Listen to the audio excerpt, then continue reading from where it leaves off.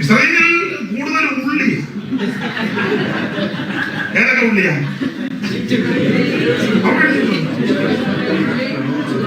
കൊച്ചുള്ളിയും സവോളയും വെളുത്തുള്ളി, മൂന്നുള്ളിയാ അല്ലേ? അത് തന്നെ ഈ കൊച്ചുള്ളിയും സവോളയും വെളുത്തുള്ളിയും. ഞാൻ തനി നാടൻ മലയാളം പറഞ്ഞു. കഴിഞ്ഞ ആഴ്ച ഉള്ളി, ഈ ആഴ്ച ഉള്ളി, അടുത്ത ആഴ്ച ഇസ്രായേലിൽ ഉള്ളി. കനാനിൽ അങ്ങനല്ല. കോതമ്പ്, യവം, മുന്തിരി, അത്തി, മാതളം, ഒലിവ്, തേൻ ഒന്നും കൊന്നിട്ട് മെച്ചമാണ്. അതുകൊണ്ടാ പഴയ പിതാക്കന്മാരൊക്കെ ഇങ്ങനെ പാടുമായിരുന്നു, മിസ്രയീമിലൊന്നും ആശ്വാസത്തെ മുൻപേ കൈകൊണ്ടു തീർക്കാത്ത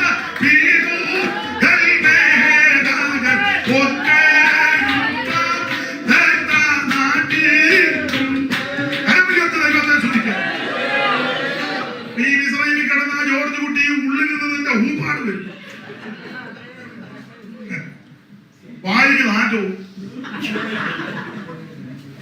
കുടിച്ചും വലിച്ചു വന്ന ഇതിനെ കനാലിലൊന്ന് വന്നേ. കോതമ്പ്, നല്ല കോതമ്പാ കനാലിൽ. നാട്ടിലൊന്നും നല്ല കോതമ്പില്ല, എല്ലാം അതിന്റെ വിഷുടാക്കുന്നു. ചപ്പാത്തിയൊക്കെ എഴുന്നേറ്റ് നിന്ന് കഴിക്കണം.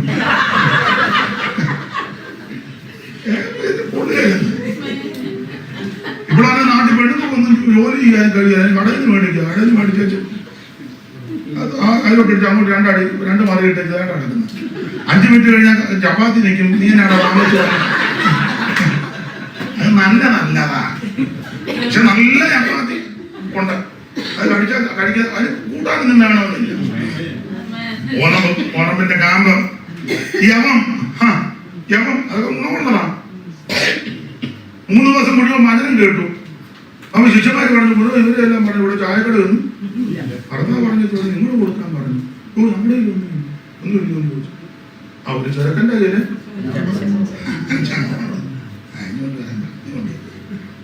കരങ്ങളിലോട്ട് കൊടുത്തു.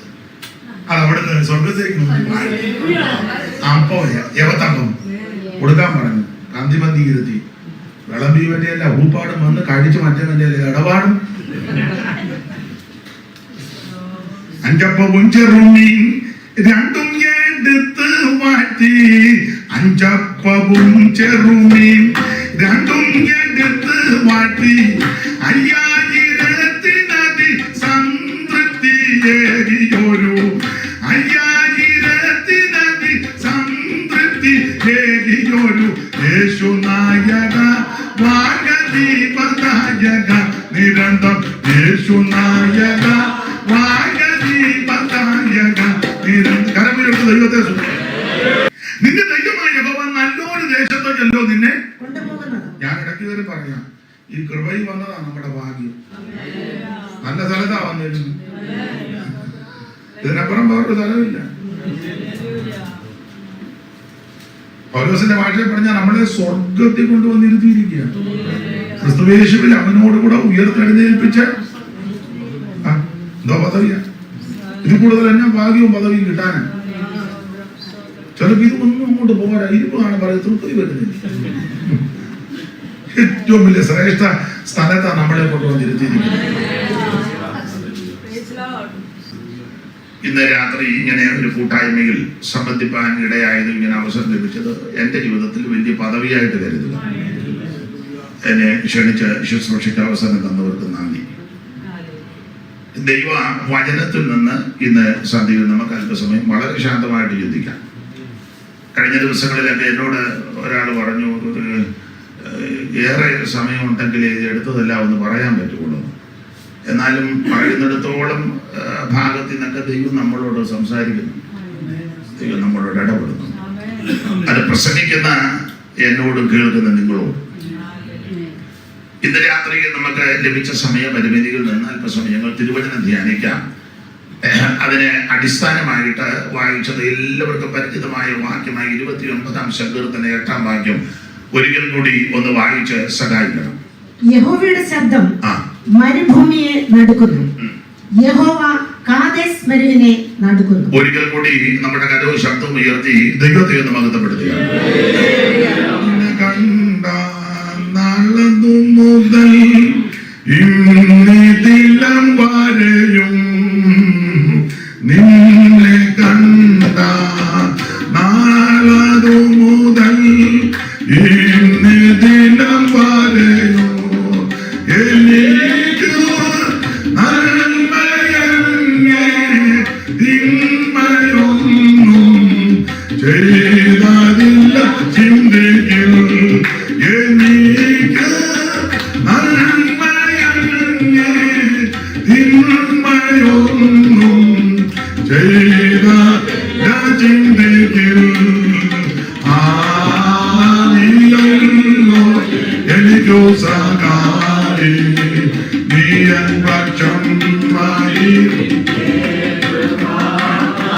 നീയല്ലോ എനിക്കോ സഹായി കണ്ട നാളതു മുതൽ എന്നതിലം വരെ നിന്നെ കണ്ട നാളതു മുതൽ എന്നതിലം വരെ എനിക്ക് നന്മയങ്ങേ തിന്മയൊന്നും ചെയ്തതില്ല ചിന്തയിൽ. എനിക്ക് നന്മയങ്ങേ തിന്മയൊന്നും ചെയ്തതില്ല ചിന്തയിൽ.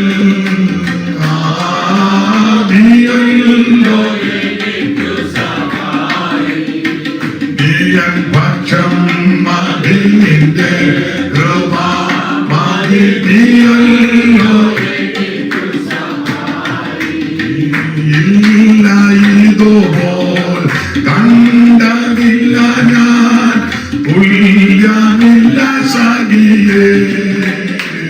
ഇല്ല ഇതുപോൽ കണ്ടതില്ല ഞാൻ തുല്യമില്ല സഖിയേ. മനസ്സിൽ എല്ലാ നാളും ധ്യാനിച്ചിടുമ്പോൾ അല്ലൽ മാറിപ്പോകുമേ. മനസ്സിൽ എല്ലാ നാളും ധ്യാനിച്ചിടുമ്പോൾ അല്ലൽ മാറിപ്പോകുമേ.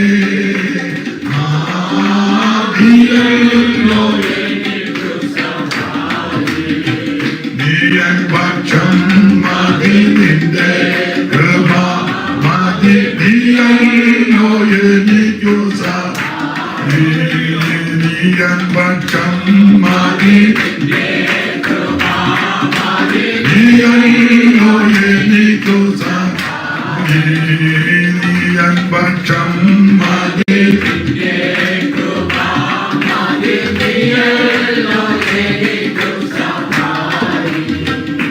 ഒരിക്കൽ കൂടി കരമുയർത്തി ദൈവത്തിനെ മഹത്വപ്പെടുത്താം. ഈ നല്ല സന്ധ്യയ്ക്കായിട്ട് വീണ്ടും ദൈവത്തെ മഹത്വപ്പെടുത്തുന്നു. വായിച്ച തിരുവചനത്തിനെ അടിസ്ഥാനമാക്കി ചില കാര്യങ്ങൾ തിരുവചനത്തിൽ നിന്ന് വളരെ ശാന്തമായിട്ട് ചിന്തിക്കുക. അതിന് അടിസ്ഥാനമായിട്ട് വായിച്ചത് 29-ാം സങ്കീർത്തനം അതിന്റെ 8-ാമത്തെ തിരുവചനത്താണ്. യഹോവയുടെ ശബ്ദം മരുഭൂമിയെ നടക്കുന്ന. യഹോവ കാദേശ് മരുവിനെ നടക്കുന്നു. വേദപുസ്തകത്തിൽ വളരെ പ്രധാനപ്പെട്ട ഒരു പുസ്തകമാണ് സങ്കീർത്തന പുസ്തകങ്ങൾ. 150 സങ്കീർത്തനങ്ങളാണ്. ഈ ഇവിടുത്തെ എനിക്ക് അറിയത്തില്ല, നാട്ടിലൊക്കെ പുതിയ ഉപദേശക്കാര് ധാരാളമുണ്ട് സങ്കീർത്തനം വായിക്കരുതെന്ന. ഇത് സംസാരിക്കുകയും ചെയ്യരുതെന്ന് പറയുന്ന ആൾക്കാരുണ്ട്.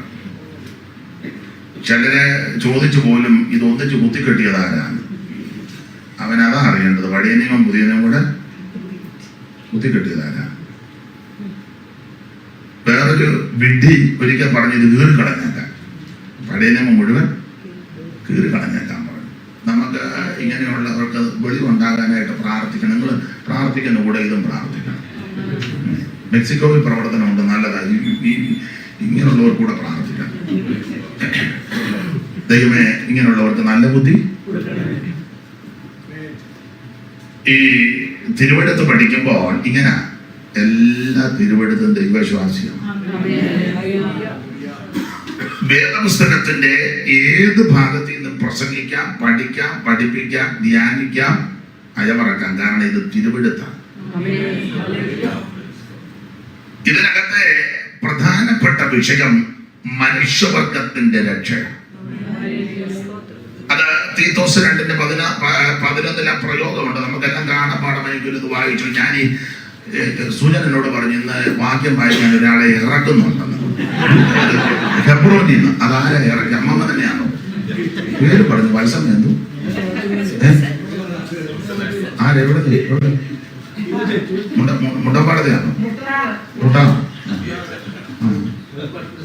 എവിടെ?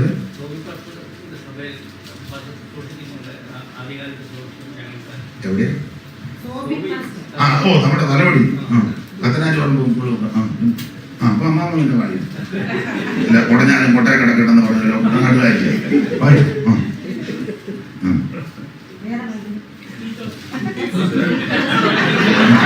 തീത്തോസ് 2:11 സകല മനുഷ്യർക്കും രക്ഷാകരമായ ദൈവകൃപ.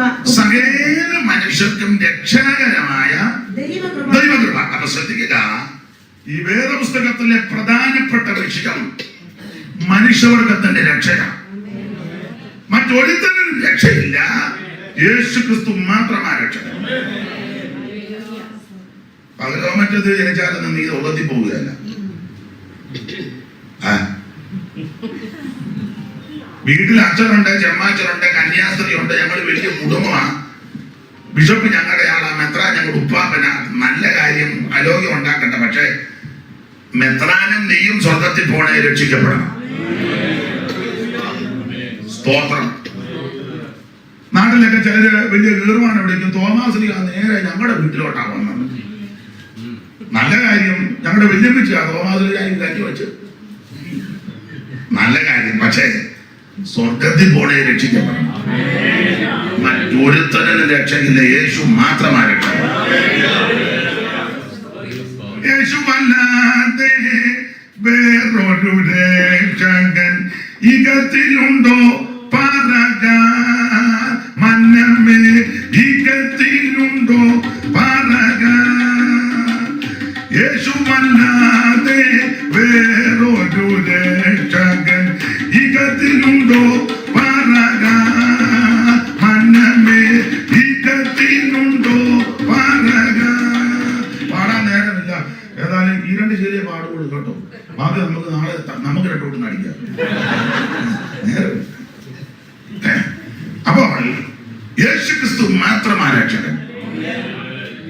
ഒന്നുകൂടെ തെളിച്ചു. ഈ ഓൺലൈനിലൊക്കെ ചെന്ന് കാണുന്നുണ്ടല്ലോ. ഗുണമാകട്ടെ.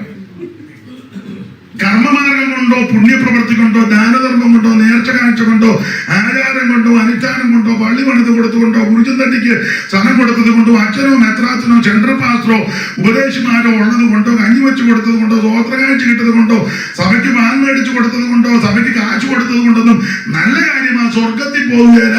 സ്വർഗത്തിൽ പോകണമെങ്കിൽ യേശു ക്രിസ്തുവിനെ രക്ഷിതാവായി സ്വീകരിക്കണം.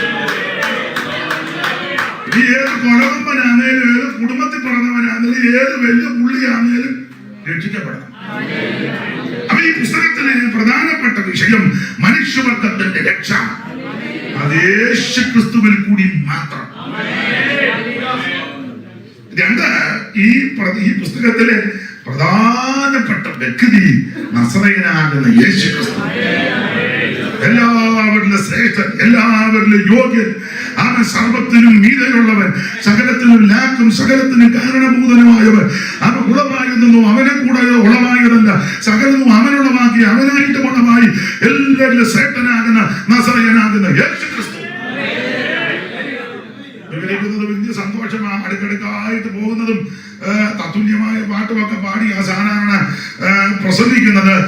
ഈ രാജ്യത്താവൊന്നും നടക്കുകയല്ല. പിന്നെ ഇത്രയും നടക്കുന്നുണ്ട്. വലിയ കാര്യം. ദൈവത്തിന് മഹത്വം.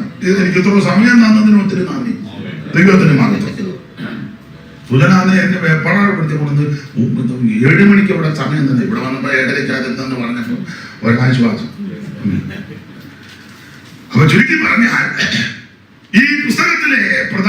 വ്യക്തി നസറയനാകുന്ന യേശു ക്രിസ്തു. ഈ പുസ്തകത്തിൽ കൂടെ നിങ്ങളുടെ ഉൽപ്പത്തി മുതൽ വെളിപ്പാട് വരെ നിങ്ങൾക്കറിയാം, കയറി ഇറങ്ങിയാൽ ഒളിഞ്ഞും തെളിഞ്ഞും പ്രത്യേക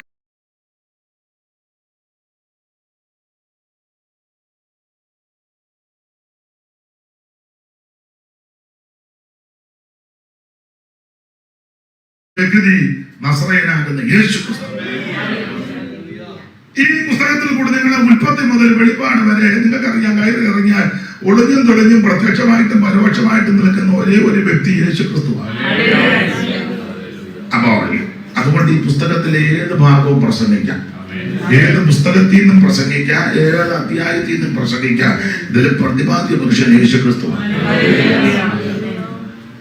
ഇനി നമ്മള് സങ്കീർത്തനത്തിലേക്ക് വരാം. മറ്റു ഭാഗമെല്ലാം വിടുക. നമുക്കറിയാം സങ്കീർത്തനം. അപ്പൊ ചെല്ലു പറഞ്ഞ സങ്കീർത്തനം വായിക്കരുത്, പ്രസംഗിക്കരുത്, പഠിക്കരുത്, പഠിപ്പിക്കരുത്, വേണ്ട എന്നൊക്കെയാണ് ക്ഷണിക്കുന്നത്. നമ്മുടെ കർത്താവാകുന്ന യേശു ക്രിസ്തു ഇതിനെപ്പറ്റി ചില കാര്യങ്ങൾ സൂചിപ്പിച്ചിട്ടുണ്ട്. അത് ആ ഭാഗത്തേക്ക് വരുന്നതിന് മുന്നേ സങ്കീർത്തനം നമുക്കറിയാം 5 പുസ്തകമായിട്ട് 5 പുസ്തകം. ഒന്ന് വായിച്ചാല് ദൈവരാശി 42-ാം സങ്കീർത്തനത്തിന്റെ ഏറ്റവും മേള് വായിക്കണം. വാക്യമല്ല, അതിന്റെ മേളിൽ വലിയ അക്ഷരത്തിൽ എഴുതിയിട്ടുണ്ടല്ലോ. സംഗീത പ്രമാണിക്ക് അല്ല, അതല്ലല്ലോ വലിയ അക്ഷരം. അതാണ് വലിയ അക്ഷരം. ഇതൊന്നും ചെറുതും അറിയാൻ വേണ്ടി. അപ്പോൾ 42-ാം സങ്കീർത്തനത്തിന്റെ മുകളിൽ വലിയ അക്ഷരത്തിൽ 2-ാം പുസ്തകം. അപ്പൊ 1-ാം പുസ്തകം എവിടെ മുതൽ എവിടെ വരെ? 1 മുതൽ 41 വരെ 1-ാം പുസ്തകം. ഇനി 73-ാം സങ്കീർത്തനത്തിന്റെ മുകളിൽ ഇപ്പം വായിച്ചതുപോലെ വലിയ അക്ഷരം 3-ാം പുസ്തകം. അപ്പോൾ 2-ാം പുസ്തകം എവിടെ മുതൽ എവിടെ വരെ? 72 വരെ. ഇനി 90-ാം സങ്കീർത്തനത്തിന്റെ മുകളിൽ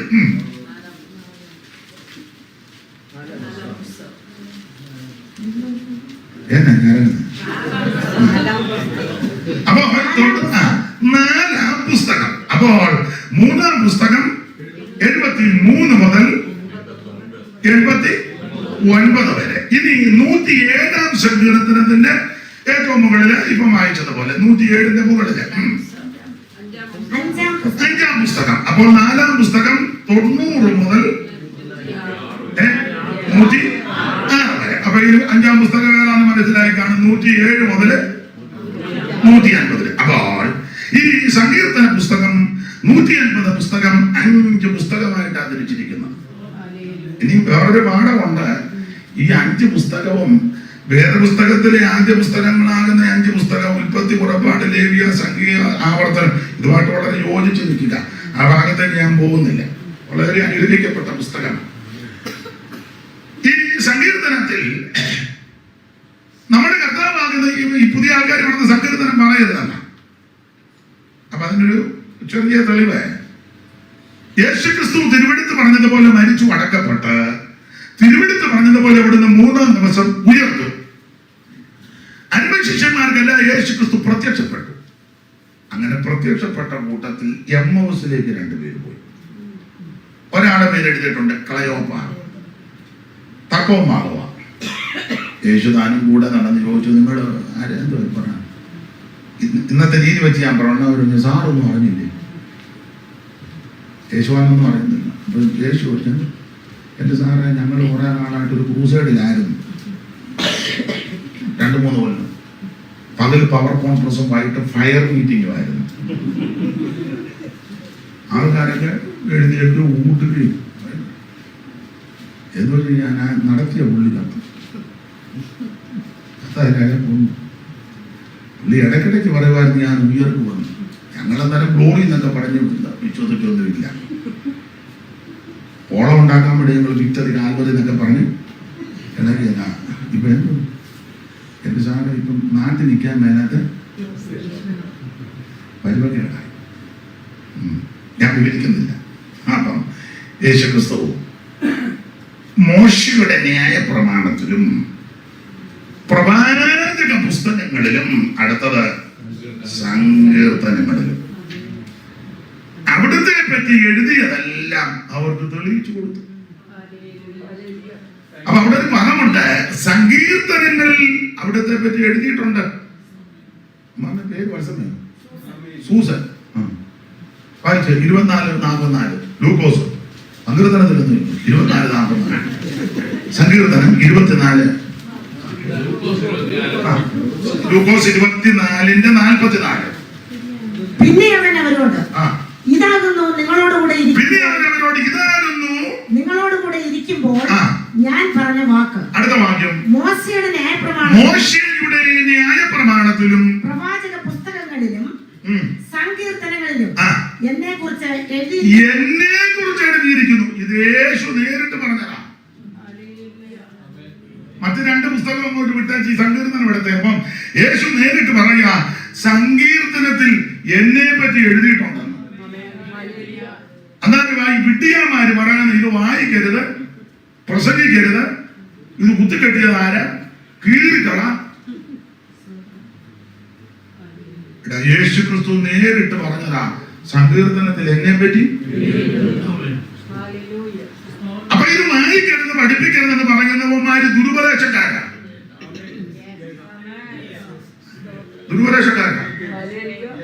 നീ യേശുവിനേക്കാളും വലിയ ബൈബിൾ സ്കൂളൊന്നും നടത്തണ്ട, യേശുവിനേക്കാളും വലിയ തിയോളജി ഒന്നും വേണ്ട.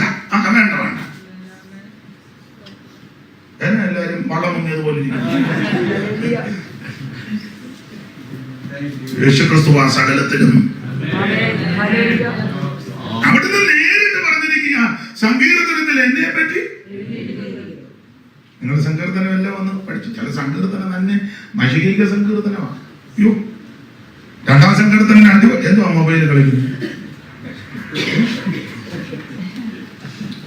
ഇതല്ലേ ലൈവ്? ആ ലൈവ് നിർത്തി, ഈ ലൈവ്. അപ്പൊ ശ്രദ്ധിക്കുക, എന്തിനുകൊണ്ട് ഞാനങ്ങ് പറയൂലേ.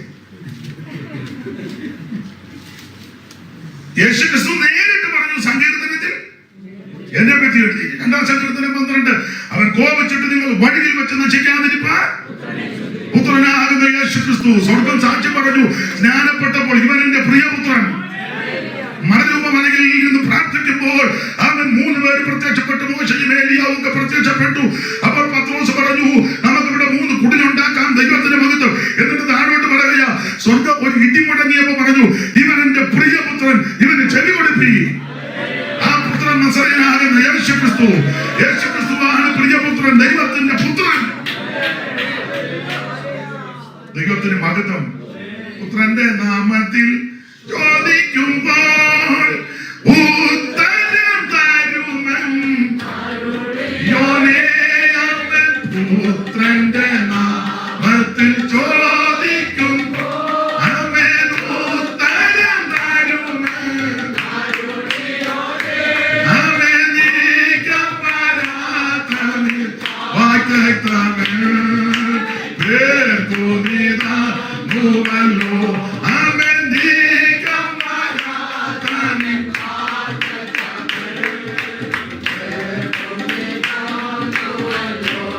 ആമേൻ. കേൾക്കണേ എൻ പ്രാർത്ഥന, നൽകണേ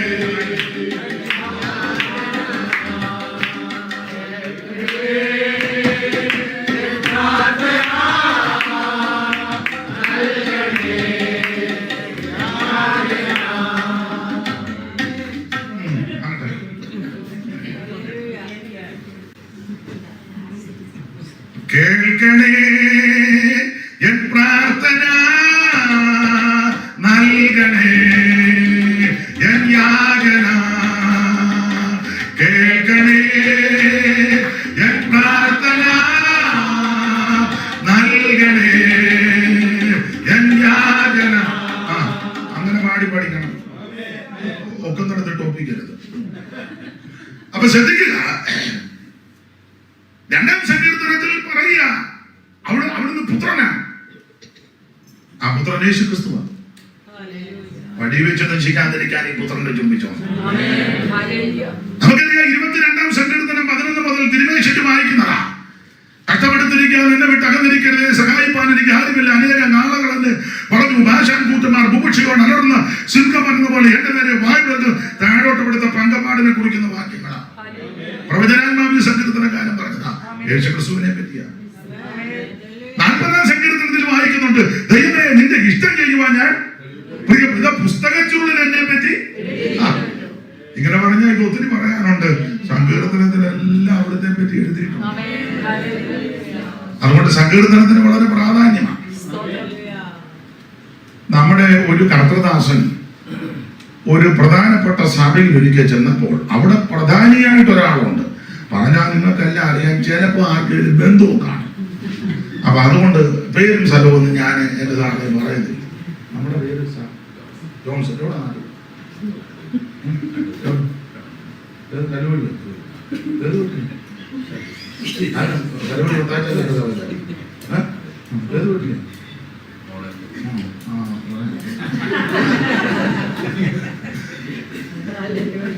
അങ്ങനോടിയായിട്ട് ബന്ധമില്ലല്ലോ. ചെറിയ ബന്ധമുണ്ട്. അപ്പൊ ശ്രദ്ധിക്കുക, അവരുടെ കാര്യമൊന്നും അല്ല കേട്ടോ. ദൈവത്തിന് മകത്വം. മഞ്ചോട്ടാനും ഞങ്ങളൊക്കെ വളരെ അടുപ്പം. പെന്തിക്കോസിന്റെ ആരംഭകാലത്തിലെ പ്രധാനപ്പെട്ട ആളാണ് ആനന്ദപ്പുഴി കീവർഗീച്ചൻ, ബെഞ്ചമിൻ വർഗീസിന്റെ പിതാവ്, തൂവര കീവർഗീച്ചൻ എന്നറിയപ്പെടുന്നു. അവരൊക്കെ ഈ വേലയ്ക്ക് ഒത്തിരി ചുമല് കൊടുത്തവരാ. അവിടെ നിൽക്കട്ടെ. അപ്പോൾ കോട്ടയം സൈഡില് അത്ര പറയുന്നുള്ളൂ, അല്ലെ ഇന്ന് തെറ്റിദ്ധാരണ വരും. നമ്മുടെ ഒരു കർത്തൃദാസൻ ആ സഭയിൽ ചെന്നപ്പോൾ അവിടുത്തെ ഒരു പ്രധാനി അടുത്തടുത്തിരുന്നപ്പം ചോദിച്ചു, എന്തുവാ ഇന്ന് പ്രസംഗിക്കുന്നത്? അപ്പൊ ചെന്ന ദൈവദാസൻ പറഞ്ഞു, ഇന്ന് സങ്കീർത്തനത്തിൽ നിന്നാ പറയുന്നത്. ഉടനെ പ്രധാനി സങ്കീർത്തനമൊന്നും ഇവിടെ പറയണ്ട. അപ്പൊ ചെന്ന പുള്ളി, അതെന്താ? ഉടനെ പ്രധാനി സങ്കീർത്തനത്തിൽ കൂടുതൽ ദാവീദിന്റെ കാര്യം, അയാൾ മുഴുവൻ പാപം ചെയ്ത് വെച്ചിരിക്കുക, അതുകൊണ്ട് അയാളുടെ കാര്യം ഒന്നും ഇവിടെ പറയണ്ട. ഉടനെ ചെന്ന പുള്ളി, എന്തുവാ ഇവിടെ പറയണ്ടേ? ഉടനെ സഭയിലെ പ്രധാനി ഇവിടെ സുവിശേഷം പറഞ്ഞാൽ മതി. അപ്പൊ ഈ കടുവായെ പിടിച്ച് വിടുവാന്ന് പറഞ്ഞ ചെന്ന പുള്ളിയും പിടിക്കാനാ. പുള്ളി ഉടനെ ചോദിച്ചു, ആട്ടെ സുവിശേഷം പറയാം. സുവിശേഷം എന്നാൽ എന്ത്? വീട്ടിനകത്തായി. തിമോത്തിയോസിന്റെ 2-ാം ലേഖനം 2-ാം അധ്യായത്തിന്റെ 8-ാം വാക്യത്തിൽ ഏതാന്ന് രേഖപ്പെടുത്തിയിട്ടുണ്ടല്ലോ. വായിച്ചോ, പെട്ടെന്ന് വായിച്ചോ. ദാവീദിന്റെ സന്തതിയായി തുടക്കത്തിലെ ദാവീദിന്റെ പേരാ. ദാവീദിന്റെ സന്തതിയായി ജനിച്ച് മരിച്ചിട്ട് ഉയർത്തെഴുന്നേറ്റ യേശുക്രിസ്തു. മതി. പ്രധാനി പറഞ്ഞ ദാവീദിന്റെ കാര്യം ഇവിടെ. പുള്ളി പറഞ്ഞു സുവിശേഷം പറയണമെങ്കിൽ പുള്ളിയുടെ പേര്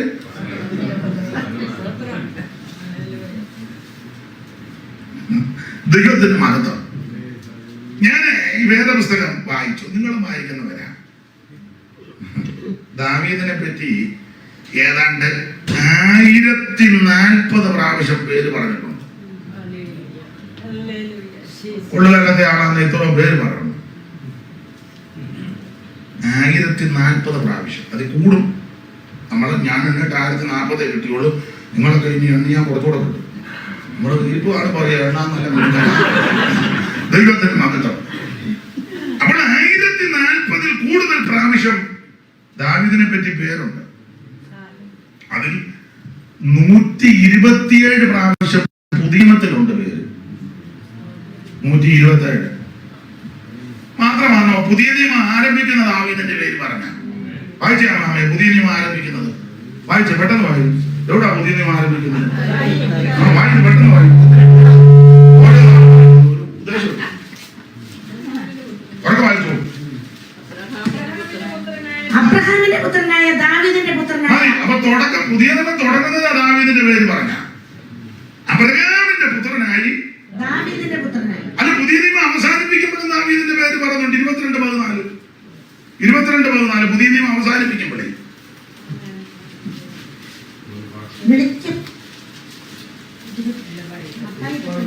അതായാണോ പുതിയ നിയമം അവസാനിക്കുന്നത്? ഞാൻ മൈക്കും മേലോത്തം മേടിക്കും കേട്ടോ.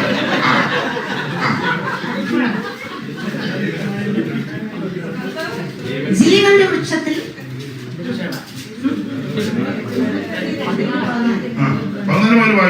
ജീവന്റെ വൃക്ഷത്തിൽ തങ്ങൾക്ക് അധികാരം ഉണ്ടാകേണ്ടതിനും ഗോപുരങ്ങളിൽ കൂടി നഗരത്തിൽ കിടക്കേണ്ടതിനും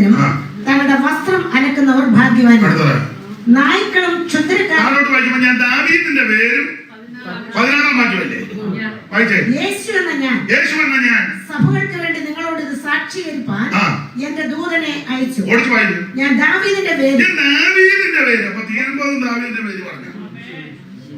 പുതിയ നിയമം ആരംഭിക്കുന്നത് ദാവീദിന്റെ പേര് പറഞ്ഞ പുതിയ നിയമം തീരുമ്പോഴും 1040 പ്രാവശ്യം ദാവീദിന്റെ പേരുണ്ട്. അതിൽ പുതിയ നിയമത്തിൽ 127 പ്രാവശ്യമുണ്ട്. ഇത് ആരംഭിക്കുന്നത് അവസാനിക്കുന്നത്. അന്നേരമായി വിഡ്ഢിയാന്മാര് പറഞ്ഞ ഇതൊന്നും എന്നാ ഒരു ദുരുദ്ദേശാസം കിട്ടെ ഉള്ള കാര്യമായി പറയുന്നത്. ദൈവത്തിന് മഹത്വം. അതെ, ആ ഭാഗം നമുക്ക് വിടാം. മാത്രമല്ല സങ്കീർത്തനത്തിന് വളരെ പ്രാധാന്യമുണ്ട്. നമുക്കറിയാം, നമ്മുടെ കർത്താവാകുന്ന യേശു ക്രിസ്തു ഒരു രാത്രി മുഴുവൻ പ്രാർത്ഥിച്ചു. 12 പേരെ തെരഞ്ഞെടുത്തു. തന്നോടുകൂടി ഇരിപ്പാനും ഭൂതങ്ങളെ പുറത്താക്കുവാനും രോഗികളെ കൈവച്ചു സൗഖ്യം വരുത്തുവാനും തിരുവചനം പറയാനും ഇവരെ അയച്ചു. എന്തിനേറെ ഒടുവിൽ അതിലൊരുത്തൻ യേശുവിന് ഒറ്റിക്കൊടുത്ത് നമുക്ക് ആ ഭാഗം അറിയാം. ഇവരെ തൂങ്ങിച്ചത്തു. ഈ ചത്തത് പോലും ഒത്തില്ലെന്നുള്ളതാണ്. അതും നാശമായി. ഉടലുമെല്ലാം തുറച്ച് ഒടുവിൽ ഇവരെ ഒന്നിച്ചു കൂടിയപ്പോൾ പത്രോസും ശേഷമുള്ളവരും കൂടെ പറഞ്ഞു, നമ്മുടെ കൂട്ടത്തിൽ ഒരുവനെ പോയി, അവന് നല്ല പോക്കല്ല പോയത്. എന്നിട്ട് പറഞ്ഞു, നമുക്ക് ഒരുത്തനെ തിരഞ്ഞെടുക്കണം. 12 പേരെയാണ് കർത്താവാക്കിയത്. ഒരുത്തൻ പോയി, ഒരുത്തനെ നമുക്ക് ഒന്ന് സെലക്ട് ചെയ്യണം. അപ്പം ശിഷ്യന്മാർ ചോദിച്ചു, അങ്ങനെയൊക്കെ തിരഞ്ഞെടുക്കാൻ നമുക്ക് പ്രമാണം വല്ലതും ഉണ്ടോ? അപ്പം പത്രോസ് പറഞ്ഞു, അതിന് പ്രമാണം സങ്കീർത്തനത്തിലുണ്ടെന്ന് പറഞ്ഞു. പ്രമാണം സങ്കീർത്തനത്തിലുണ്ട്. അതെവിടെയാണെന്ന് ചോദിച്ചു. അതോടനെ തിരുവെടുത്തെടുത്ത് വായിച്ചു. 109-ാം സങ്കീർത്തനം. അപ്പൊ തിരുവെടുത്ത് ഇതിനെപ്പറ്റി പറയുന്നുണ്ട്. ഇവൻ യേശുവിനെ ഒറ്റിക്കൊടുക്കുമെന്നും ഇവൻ പോയി നാശകോടാലിയാകുമെന്നും അവന്റെ സ്ഥാനം മറ്റൊരുത്തൻ ഏൽക്കട്ടെന്നും ഒക്കെ സങ്കീർത്തനത്തിൽ നിങ്ങളുടെ അപ്പോസ്തല പ്രവൃത്തികളുടെ പുസ്തകം 1-ാം അധ്യായത്തിന്റെ 18 ആ ഭാഗം ഒന്ന് വായിച്ചേ. 20 മുതലല്ലേ? സങ്കീർത്തന പുസ്തകത്തിൽ അവന്റെ വാസസ്ഥലം ശൂന്യമായി പോകട്ടെ. അതിലാരും അല്ല, അതിന്റെ 2 വാക്യം മേളിൽ കയറ്റി വായിക്കണം. അത് യെരുശലേമിൽ പാർക്കുന്ന എല്ലാവരും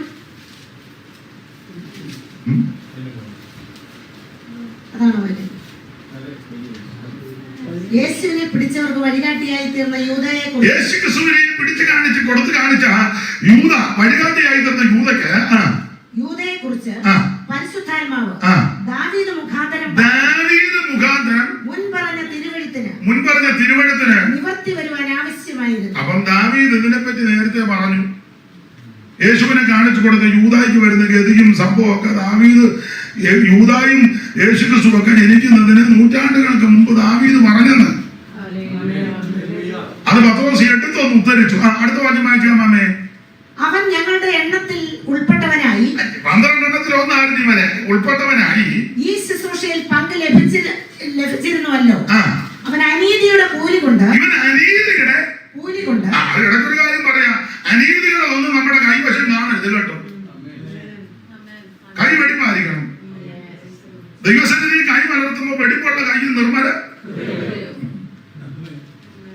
അടിച്ചു മാറ്റരുത്, ചതിക്കരുത്, വഞ്ചിക്കരുത്, കള്ളത്തരം പറയരുത്, കള്ളത്തരം പറഞ്ഞൊന്നും സമ്പാദിക്കരുത്, സഹോദരനെ ചതിക്കരുത്, ചേട്ടന്റെ അനിയന്റെ വസ്തു അവനറിയാതെ കള്ളയാധാരം ഉണ്ടാക്കരുത്. അപ്പൻ വായു വലിച്ചു ഇങ്ങനെ കിടക്കുമ്പം അടുത്ത അപ്പനെ ശുശ്രൂഷിക്കാൻ ചെന്ന് ബെല്ല് പിടിച്ചമക്കി ഒപ്പ് മേടിച്ച് പേര് കൂട്ടി ആധാരമാക്കിച്ച് കരവടച്ച രസീതുമായിട്ട് മുങ്ങരുത്. ചേട്ടനോ അനിയനോ ചേട്ടത്തിക്കോ അനിയത്തിക്കോ പെങ്ങക്കോ അനിയനോ ഒക്കെ കൊടുക്കാനുള്ളത് കൃത്യം കൊടുക്കണം. കൊടുത്തു വെച്ച് വന്ന് കൈയടിക്കാവോ? കൊടുത്തു വെച്ചാൽ സ്വോത്രം പറയാവോ? കൊടുത്തു വെച്ച കാറിന്റെ വൈപ്പർ അടിക്കുമ്പോൾ ഇരുന്ന് ഇതൊക്കെ നീതിയായിരിക്കണം. അനീതിയുടെ ഒന്നും എന്റെ നിങ്ങളുടെ കൂടാരത്തിൽ കാണരുത്. ചിലപ്പോൾ ആൾക്കാർ പറയും കഴിവില്ല, മിടുക്കാനല്ല, ഒന്നും സമ്പാദിക്കാൻ അത് പറഞ്ഞോട്ടെ, അത്ര വലിയ ഉള്ളൂ, അടിച്ചു മാറ്റിയില്ലല്ലോ. പ്രാഗൽഭ്യം ഉണ്ടായിരിക്കണം. ഈ ദൈവസന്നിധി മുഴങ്ങാനും അടക്കുന്ന ഹൃദയം പ്രാഗൽഭ്യത്തോടിരിക്കണം. സ്തോത്രം. ചെല്ലപ്പതി ഭയങ്കര മിടുക്കനാ. എങ്ങനെയാ ഇതെല്ലാം ഉണ്ടാക്കിയത്? മിക്കവരും കള്ളത്തരം കാണിച്ചും ചതിച്ചും വഞ്ചിച്ചും കേസ് നടത്തി കോടതി കയറി. പേര് സ്ഥലം ഒന്നും പറയത്തില്ല. സഹോദരൻ ഗൾഫിൽ കിടന്ന് കഷ്ടപ്പെട്ട അനിയന്മാരുടെ പേരിൽ അയച്ചു കൊടുത്ത വസ്തുവൊക്കെ മേടിക്കാം. അനിയന്മാർ നന്നായിട്ട് മേടിച്ചു അവരുടെ പേരിൽ. തിരിച്ചു വന്നപ്പം വീടുമില്ല. എന്നെ വിളിച്ച് പറഞ്ഞു, ഞാൻ എടുക്കാൻ പ്രാർത്ഥിക്കാം. കൊടുത്തപ്പോ എന്നോട് ചോദിച്ചില്ലല്ലോ.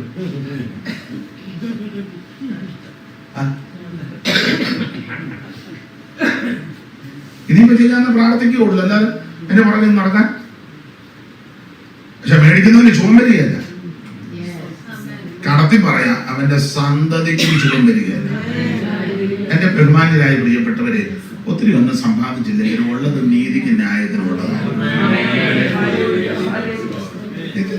നിത്യവൃത്തി ദൈവം നമ്മെ നടക്കുന്നില്ലേ? ഒരു പഴയ പാട്ടിന്റെ ഒരു വരിയുണ്ട്, അത് നല്ല സന്ദർഭോചിതമായിട്ട് നല്ലതാ, നല്ല പാട്ടാ.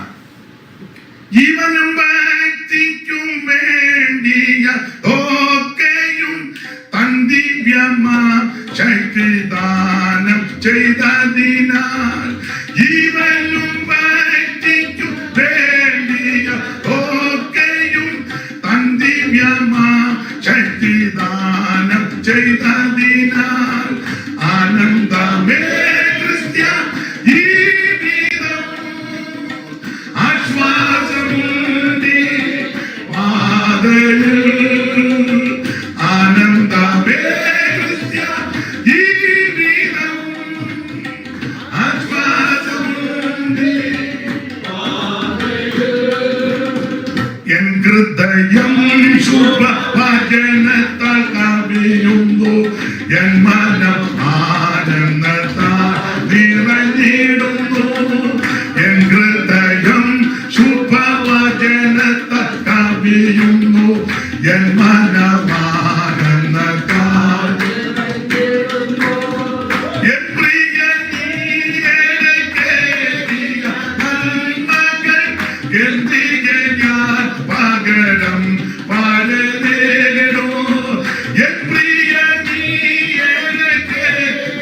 നന്മകൾ എന്തിന് ഞാൻ പകരം പാടുന്നു, ആനന്ദമേ ക്രിസ്ത്യ ജീവിതം ആശ്വാസമുണ്ട്. ദൈവത്തെ സ്തുതിക്കാൻ. നിങ്ങളില് പലർക്കും ഈ പാട്ടുകളൊക്കെ അറിയാം. കൂടെ പാടുന്നതിന് അഭിനന്ദിക്കുന്നു. വിശേഷിച്ച് നമ്പിച്ചായനെ പാടുന്നുണ്ട്. അദ്ദേഹത്തിന്റെ പിതാവ് ഉണ്ണിച്ചായനെ പഴയ ആൾക്കാർ പറയും, ആദ്യം ഒരു അല്ലുകരിയ പറഞ്ഞാൽ നെടുമ്പറമെല്ലാം കേൾക്കാം, ഭയങ്കരപ്പെട്ട ശബ്ദത്തിൽ. നല്ല അനുഭവങ്ങളൊക്കെ ഓർത്ത് ദൈവത്തെ സ്തുതിക്കും. അങ്ങനെ അപ്പൊ ശ്രദ്ധിക്കുക, നമ്മുടെ നീതിയായിരിക്കണം. ഇവന് അനീതിയുടെ കൂലി കൊതിച്ചു. അങ്ങനെ മാമേ വായിച്ചേ. അവൻ അനീതിയുടെ കൂലി കൊണ്ട്, ഈ അനീതിയുടെ കൂലിയാ, അത് ഗുണം വന്നോ? ഒരു നല്ല കയറ് മേടിക്കാനത്തില്ല. ഇച്ഛന് ഇഷ്ടം പോലെ ഉണ്ടാക്കി വെക്കുക, ഒന്നും ഉപയോഗിക്കാം. കോടിക്കണക്കിന് സ്വത്തുണ്ടാക്കി വെക്കുക, ഒരു മതിൽ വെക്കാം, കുടിക്കാൻ വേല ആ കോട്ടെ ഒന്നും പറയാം. ഒരു മുട്ട കഴിക്കാൻ മോശം കാനാട് കണ്ട പോലെ മുട്ട കണ്ടുകൊണ്ടിരിക്കുക. ഇഷ്ടംപോലെ ഉണ്ടാക്കി വെച്ചിരിക്കുക. എമ്മപ്പൊമ്പിനും കള്ളപ്പല്ലും മെത്ത മേടിച്ച് ചാരി വെച്ച് കാഞ്ഞിരപ്പനയുടെ വലയക്കെട്ടില് ഇടക്കിടയിൽ നോക്കാം മറ്റേ എവിടെ ഉണ്ടോ എന്ന്. ആട്ടെ, ഞാൻ ഇടയ്ക്ക് പറഞ്ഞതേ ഉള്ളൂ. നീതിക്ക് നടക്കാത്തതെല്ലാം കൂടാരത്തിൽ വെച്ചിരിക്കുക, ഗുണമാകുന്നില്ലല്ലോ. അതുകൊണ്ട് അല്പമേ ഉള്ളെങ്കിലും നീതിയായിരിക്കണം, ന്യായവുമായിരിക്കണം, മനസാക്ഷി കുറ്റം വിധിക്കരുത്, കൈ വെടിപ്പായിരിക്കണം. ഇത് മലർത്തുമ്പോ അകൃത്യം ഒന്നും ഇതിനകത്ത് കാണരുത്. ദൈവത്തിന് സ്തോത്രം. അകൃത്യം കരുതിയിരുന്നെങ്കിൽ കർത്താവ് ആൾക്കാർ ചിലപ്പോൾ നമ്മളെ ആക്ഷേപിക്കുമ്പോൾ കഴിവ് വന്നിട്ട് ഇത്ര വർഷമായി അമേരിക്ക വന്നിട്ട് പുള്ളി ഒന്നും ഉണ്ടാകില്ല, ഗതികേട്, അവർ കഴിവില്ല. അങ്ങനെ ഇങ്ങോട്ട് കഴിവ് ഇതൊക്കെ തെളിയുന്നതാണ്. കഴിവുണ്ടായിരുന്നോ എങ്ങനായിരുന്നോ എന്ന് ബന്ധം എല്ലാം അവിടെ ഒരു ദിവസം എല്ലാം വെളിപ്പെടും. ദൈവത്തിന് മഹത്വം. ആ ഒരു ചിന്തയോടെ വേണം ഞാനും നിങ്ങളും എല്ലാം ഇവിടെ ജീവിക്കാൻ. അനീതിയുടെ കൂലി കൊതിച്ച് വായിച്ചേ. അവൻ അനീതിയുടെ കൂലി കൊണ്ട് ഒരു നിലം മേടിച്ചു. നിലം മേടിച്ചു, അതും ഗുണമായില്ല. തലകീഴായി വീണ് നടുവെ പിളർന്ന. വീണത് യോഗ്യനല്ല വീണത്. കയറ് നല്ലതല്ല, നിലം ഒതുങ്ങിയില്ല, കൂലി കിട്ടിയതൊന്നും ഒതുങ്ങിയില്ല, അടക്കം കിട്ടിയില്ല, കുടല് തൂറിച്ചു, എന്തെല്ലാം കുഴപ്പടി ഉണ്ടായെന്ന് ഓർത്തോണം. സ്തോത്രം. ഇനി ഓടിച്ചു വായിച്ചോ, നേരമില്ല. അവന്റെ കുടലെല്ലാം തുറിച്ചു പോയി. അത് യെരൂശലേമിൽ പാർക്കുന്ന എല്ലാവരും അറിഞ്ഞതാകൊണ്ട് ആ നിലത്തിന് അവരുടെ ഭാഷയിൽ അർത്ഥമുള്ള അക്കൽദാമ എന്ന് പേര്. സങ്കീർത്തന പുസ്തകത്തിൽ വാസസ്ഥലം ശൂന്യമായി പോകും. സങ്കീർത്തനത്തിൽ കൊടുത്തിട്ടുണ്ട്. സങ്കീർത്തന പുസ്തകത്തിൽ കൊടുത്ത് 109 സങ്കീർത്തനത്തിന്റെ 9 മുതലല്ലേ ഒന്ന് വായിച്ചേ, 8-ാം വാക്യം മുതലേ. അവന്റെ സ്ഥാനം അവന്റെ നാളുകൾ ചുരുങ്ങി പോകട്ടെ. അവന്റെ സ്ഥാനം മറ്റൊരുത്തനെ ഏൽക്കട്ടെ. എല്ലാ വാക്യങ്ങളും എടുപ്പിക്കുന്നവന്റെ ഭാര്യ വിധവയാകട്ടെ, മക്കളെ കണ്ടു നടക്കണം എന്നൊക്കെ വാക്യമാണ്. അപ്പോൾ അവന്റെ സ്ഥാനം മറ്റൊരുത്തൻ. അപ്പോൾ പത്രോസും വിശേഷമുള്ളവരും പറഞ്ഞു, ഈ വിഷയത്തെ പറ്റി സങ്കീർത്തനത്തിൽ നേരത്തെ പറഞ്ഞിട്ടുണ്ട്. സങ്കീർത്തനത്തിൽ ഈ ഭാഗം പറഞ്ഞിരിക്കുന്നത് കൊണ്ട് ആ വചനത്തിന്റെ അടിസ്ഥാനത്തിൽ ഒരുത്തനെ തിരഞ്ഞെടുക്കണം. അങ്ങനെ 2 പേരെ സെലക്ട് ചെയ്തു. അതിൽ മത്തിയാസിനെ ചീട്ട് പോയി. അപ്പൊ ചുരുക്കി പറഞ്ഞാൽ അന്ന് ഒരുത്തനെ 12 പേരിൽ ഒരുത്തനെ തിരഞ്ഞെടുക്കാനായിട്ടും അടിസ്ഥാന പ്രമാണം എടുത്തത് സങ്കീർത്തനത്തിൽ നിന്നാണ്. സങ്കീർത്തനത്തിന് വളരെ പ്രാധാന്യമുണ്ടെന്നാണ് ഞാൻ ഈ പറഞ്ഞത്. ഇങ്ങനെ പറഞ്ഞാൽ ഒത്തിരി കാര്യം പറയാനുണ്ട്. നമുക്ക് ആ ഭാഗം വിട്ടേക്കാം. വായിച്ചത് 29-ാം സങ്കീർത്തനം 8-ാം വാക്യം. ഇനി ചടി കെടാതെ വായിക്കണം. അമ്മാമ്മയ്ക്ക് വാക്യം എടുക്കാൻ അല്പം അമാന്തം വന്നാൽ എടുത്തവരാരും ഉറക്കെ വായിച്ചോണം. അമ്മാമ്മയും വിട്ടുകൊടുക്കണ്ട. ദൈവത്തിന്റെ മഹത്വം. ചടി കെടാതെ വായിച്ചോണം. 29-ാം സങ്കീർത്തനം 8-ാം വാക്യം. യഹോവയുടെ ശബ്ദം മരുഭൂമിയെ നടുക്കുന്നു. അപ്പൊ കാദേശ് മരുഭൂമിയെ നടുക്കിയ ശബ്ദമാണ് ദൈവത്തിന്റെ ശബ്ദം. വേദപുസ്തകം ആരംഭിക്കുന്നത് ദൈവത്തിന്റെ ശബ്ദത്തോടു കൂടിയാണ്. ഉണ്ടാകട്ടെ. ഈ ശബ്ദത്തോടു കൂടിയാണ് വേദപുസ്തകം ആരംഭിക്കുന്നത്. വേദപുസ്തകം അവസാനിപ്പിക്കുമ്പോഴും ആ ശബ്ദമുണ്ട്. പെരുവെള്ളത്തിന്റെ ഇരച്ചിൽ പോലുള്ള ശബ്ദം. ഈ പുസ്തകം ആരംഭിക്കുന്നത് ദൈവ ശബ്ദത്തോടു കൂടിയാ. ഉണ്ടാകട്ടെ എന്ന ദൈവ ശബ്ദം. ഇത് അവസാനിപ്പിക്കുമ്പോഴും തേജസ്കരിക്കപ്പെട്ട യേശുക്രിസ്തുവിന്റെ ശബ്ദത്തെ പറ്റി വെളിപ്പാട് പുസ്തകം 1-ാം അധ്യായത്തിൽ കൊടുത്തിരിക്കുക. പെരുവെള്ളത്തിന്റെ ഇരച്ചിൽ പോലുള്ള ശബ്ദം. ഇന്ന് രാത്രി എന്നെ കേൾക്കുന്ന പ്രിയരെ, ദൈവം ശക്തമായിട്ട് നമ്മോട് ഇടപെടും, ശാന്തമായിട്ട് ഇടപെടും. പെരുവെള്ളത്തിന്റെ ഇരച്ചിൽ പോലെ ശബ്ദം കേൾപ്പിക്കും. ഏലിയാവ് ഗുഹ്യക്കത്തിരുന്ന മൃദുവായ ശബ്ദം. ഇയ്യോ പറഞ്ഞു, ഞാൻ നിന്നെ പറ്റി ഒരു മന്ദസ്വരം കേട്ടു. അപ്പം ശാന്തമായിട്ടും ദൈവം ഇടപെടും, ശക്തമായിട്ടും. എന്റെ അഭിപ്രായം, എങ്ങനെ ഇടപെട്ടാലും ഏറ്റെടുത്ത് അനുസരിച്ചോണം. നമുക്ക് ഈ പെന്തിക്കോസുകാരുടെ ഇടയിൽ ഒരു ചെറിയ കുഴപ്പമാണ് പറയുന്നില്ല, ഒരു രീതി. അതൊക്കെ ആരെങ്കിലും സംസാരിച്ച പറയും ദൈവശബ്ദമല്ലെന്ന് പറയും. എനിക്കറിയാം, ചില പ്രായമുള്ള കർത്തദാസന്മാരും ചില ദൈവദാസന്മാരൊക്കെ എഴുന്നേറ്റ് വളരെ ശാന്തമായിട്ട് നന്നായിട്ട് അടുക്കടുക്കായിട്ട് വചനം പറയും. ഡീപ്പായിട്ട് എന്തോ ആസ്വാദ്യമാണ് കേൾക്കാൻ. ബഹളമൊന്നുമില്ല, വളരെ ശാന്തമായിട്ട്. ഞാൻ ഒത്തിരി ആസ്വദിച്ച് ബലപ്പെടാറുണ്ട് ചിലരുടെ വചന ശിശു അടുക്കടുക്കടുക്കായി. പക്ഷെ നമ്മുടെ ആൾക്കാർ ഇത് കഴിയാൻ പറയാം, ഓ പുള്ളിക്ക് കൃപയൊന്നുമുള്ള ആത്മാവില്ല, പുള്ളി ഇവിടെ വരെ വരൂ, ആത്മാവില്ല, കൃപയില്ല. ഉടനെ അഭിപ്രായമാണ്. എന്നാൽ വേറെ ചിലരുണ്ട്, ഒരു കഴമ്പും നാടുകൾ ചുമ്മാ അങ്ങ് ബഹളമാണ്. ബഹളം എന്ന് പറഞ്ഞാൽ അങ്ങ് അലപ്പ. ഉടനെ നമ്മുടെ ആൾക്കാർ പുള്ളി എന്നാ പറഞ്ഞു, പുള്ളി ഇനി ഒന്നും പറയാൻ. അപ്പൊ ഈ ഒരു പ്രവണത വന്നത് കൊണ്ട് വരുന്നവനെല്ലാം മാറെടുക്കുന്നവനെല്ലാം കുറ്റപ്പാടുമായി. ഞാനൊരു കാര്യം പറയാം, എതിർക്കുന്നില്ല.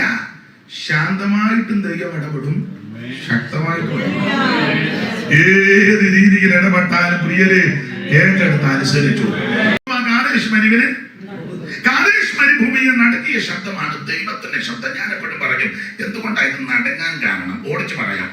ഈ കാദേശ് എന്ന വാക്കിന്റെ ഒരർത്ഥം യഹോവയ്ക്ക് വിശുദ്ധം, ദൈവം വിശുദ്ധീകരിച്ച സ്ഥലം, ദൈവം വിശുദ്ധം എന്നെണ്ണിയ സ്ഥലം, അതാണ് കാദേശ്. യഹോവയ്ക്ക് വിശുദ്ധം അല്ലെങ്കിൽ ദൈവം വിശുദ്ധീകരിച്ച സ്ഥലം അല്ലെ വിശുദ്ധം. എന്നാൽ ഈ കാദേശിന് പണ്ട് ഒരു പേരുണ്ട്, പഴയ പേര്.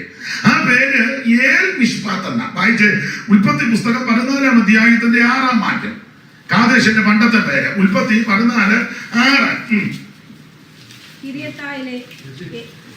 ഏമിനെയും സൈർ മലയിലെ ഹോരിനെയും മരുഭൂമിക്ക് സമീപമുള്ള ഏൽ പാരാൻമേരെ തോൽപ്പിച്ചു. പിന്നെ അവർ തിരിഞ്ഞ് കാദേശ് എന്ന ഏൽ മിഷ്പാത്തി വായിച്ചെന്ന ഒന്നുകൂടെ വായിച്ചു.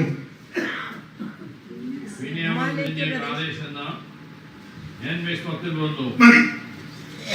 അപ്പൊ ഏമിനെയും സൈർ മലയിലെ ഹോരിനെയും മരുഭൂമിക്ക് സമീപമുള്ള ഏൽ പാരാൻമേരെ തോൽപ്പിച്ചു. പിന്നെ അവർ തിരിഞ്ഞ് കാദേശ് എന്ന ഏൽ മിഷ്പാത്ത്. അപ്പൊ കാദേശിന്റെ പണ്ടത്തെ പേരാണ് ഏൽ മിഷ്പാത്ത്. ഏൽ മിഷ്പാത്ത് എന്ന വാക്കിന്റെ ഒരർത്ഥം ന്യായവതിയുടെ സ്ഥലം. കാരണം വേദപുസ്തകം പഠിക്കുന്നവർക്കറിയാം, ഉൽപ്പത്തി പുസ്തകം 14-ാം അധ്യായം യുദ്ധങ്ങളുടെ അധ്യായമാണ്. 4 നാട്ടുരാജാക്കന്മാർ 5 നാട്ടുരാജാക്കന്മാരുമായിട്ട് യുദ്ധം ചെയ്തു. അമ്രാബേൽ, അരിയോക്ക്, കെദർലായമോർ, തീദാൻ ആദിയായ ബാബിലോണിൽ ചായ്വുള്ള 4 പേര്, ബേര, ബിർശ, ശിനാബ്, സോബർ ആദിയായ സോദോമിൽ ചായ്വുള്ള 5 പേരുമായിട്ട് യുദ്ധം ചെയ്തു. ഈ യുദ്ധത്തിൽ 4 പേരെ പേടിച്ച് 5 പേര് ഓടിപ്പോയ കൂട്ടത്തിൽ സോദോം രാജാവ് കുഴിക്കകത്ത് പോയി. പലരും ചെതറി ഓടി. ഒരുത്തിന് എതിർച്ചയാ ഓടി വന്ന് എബ്രായനെ അബ്രഹാമിനോട് വന്ന് പറഞ്ഞു, സോദോമിൽ യുദ്ധം നടന്നു, നിന്റെ സഹോദരപുത്രൻ ലോത്തിനെ കുടുംബത്തെ തട്ടിക്കൊണ്ടുപോയി. അന്ന് അബ്രഹാം മമ്രയുടെ തോപ്പില. പെട്ടെന്ന് അബ്രഹാം ചാടി എഴുന്നേറ്റ് വീട്ടിൽ ജനിച്ചു വളർത്തപ്പെട്ട 318 അഭ്യാസികളെയും മമ്ര, ആനേർ, യെഷ്കോൽ അങ്ങനെ 318 3 321 അബ്രഹാമിനെ കൂട്ടി 322 പേര് കണക്കൊപ്പിച്ച് യുദ്ധത്തിന് പുറപ്പെട്ട് അങ്ങനെ സോദോമിനെ കൊള്ളയിട്ട് 4 വമ്പൻ രാജാക്കന്മാരെ അബ്രഹാം അമ്പയെ പരാജയപ്പെടുത്തി ശിഷ്ടമുള്ള ജനത്തെ നിഗ്രഹിച്ച് കൊന്നൊടുക്കി. അവരെ കൊന്നൊടുക്കിയ സ്ഥലമാണ് ഏൽ മിഷ്പാത്ത്.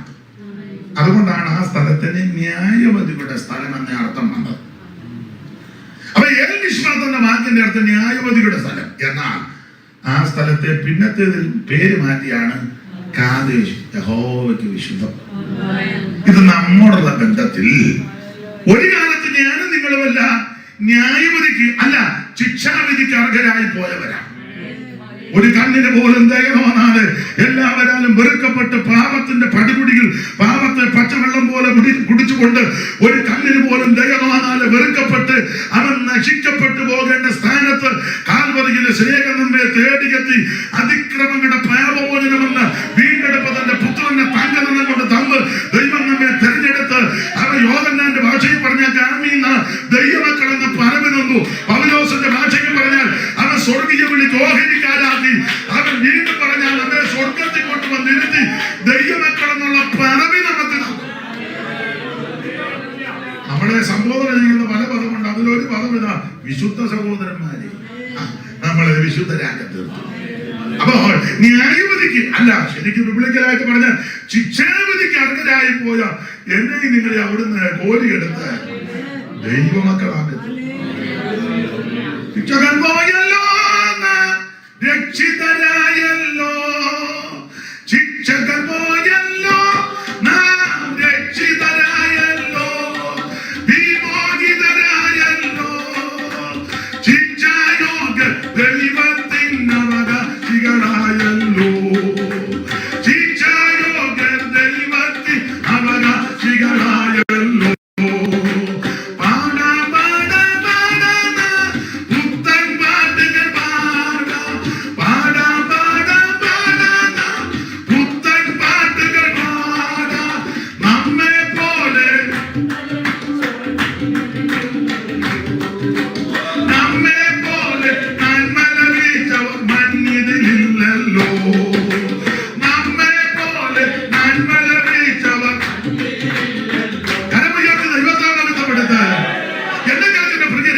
ശിക്ഷാവിധിയിൽ നിന്ന് ദൈവം നമ്മെ രക്ഷിച്ചു, ദൈവമക്കളാക്കി. ഒരു കാലത്ത് ഞാൻ നിങ്ങളുമല്ല ആ വിധത്തിൽ ന്യായവിധിക്ക് അർഹരായി പോയവരാ. കാൽവരിയിലെ സ്നേഹം നമ്മൾ ദൈവം, അതായത് ഏറ്റവും വലിയ ഭാഗ്യവത. ദൈവമക്കളായി. ദൈവത്തിന് സ്തോത്രം. നേരത്തെ നമ്മുടെ ജീവിത രീതി എങ്ങനെയായിരുന്നു ഇപ്പം പറയാൻ നേരമില്ല. ഗലാത്യ ലേഖനത്തിന്റെ 4-ാം അധ്യായത്തിന്റെ 8 മുതൽ താഴോട്ടും, എഫേസ്യ ലേഖനം 2-ന്റെ 2-ഉം, തീത്തോസ് 3-ന്റെ 3-ഉം, പത്രോസിന്റെ 1-ാം ലേഖനം 4-ന്റെ 2-ഉം ഒക്കെ അങ്ങോട്ട് പഠിച്ചാൽ നേരത്തെ പരുവക്കേടായിരുന്നു. ഒന്ന് വായിച്ചാലും വന്നതല്ലയോ. ഗലാത്യ ലേഖനം 4-ാം അധ്യായത്തിന്റെ 8 മുതൽ താഴോട്ട്, എഫേസ്യ ലേഖനം 2-ാം അധ്യായത്തിന്റെ അന്ന് നിങ്ങൾ ദൈവത്തെ അറിയാതെ സ്വഭാവത്താൽ എന്നാൽ അന്ന് നിങ്ങൾ ദൈവത്തെ അറിയാതെ സ്വഭാവത്താൽ ദൈവങ്ങളെല്ലാത്തവർക്ക് അടിമപ്പെട്ട് ഇപ്പോഴോ ദൈവത്തെ അറിഞ്ഞു വിചാരിച്ചാൽ ദൈവം നിങ്ങളെ അറിഞ്ഞിരിക്കെ നിങ്ങൾ ബലഹീനവും ദരിദ്രമായ ആദിപാഠങ്ങളിലേക്ക് തിരിഞ്ഞ് പുതുതായിട്ട് അതിന് അടിമപ്പെടുവാൻ ഇച്ഛിക്കുന്നത് എന്ത്? നിങ്ങൾ ദിവസങ്ങളും മാസങ്ങളും കാലങ്ങളും ആണ്ടുകളും പ്രമാണിക്കുന്നു. ഞാൻ നിങ്ങൾക്ക് വേണ്ടി അധ്വാനിച്ചത് വെറുതെ ആയി പോയോ എന്ന് ഭയപ്പെടുന്ന എഫേസ്യർ 2-ന്റെ 2 പ്രസംഗിക്കുന്നില്ല, വായിച്ചങ്ങ് വിടുക.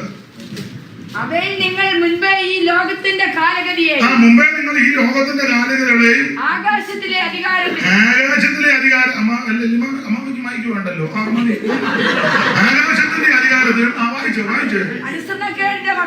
അനുസരണക്കേടിന്റെ മക്കളിൽ ഇപ്പോൾ വ്യാപരിക്കുന്ന ആത്മാവിനും അധിപതിയായതിനെ അനുസരിച്ച് നടന്നു. അങ്ങനെയായിരുന്നു നേരത്തെ നടന്നത്. തീത്തോസ് 3-ന്റെ 3 പെട്ടെന്ന് വായിച്ചു.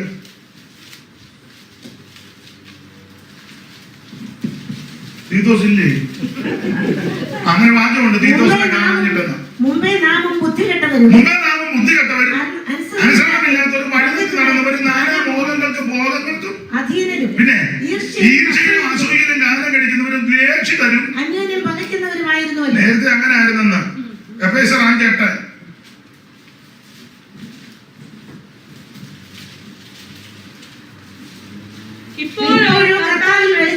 അതിന്റെ മേലെ വായിക്കാം. മുമ്പേ അങ്ങനെ മുമ്പേ നിങ്ങൾ ഇരുളായിരുന്നു, ഇപ്പോഴോ കർത്താവിൽ വെളിച്ചമാകുന്നു. മുമ്പേ എന്നുള്ളത് എത്രാം വാക്യമാണ്?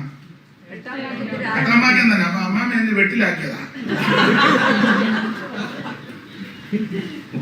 ഞാൻ മിക്കവാറും അപ്പൊ മുമ്പേ നിങ്ങൾ നമ്മൾ നേരത്തെ ഇരുളായിരുന്നു.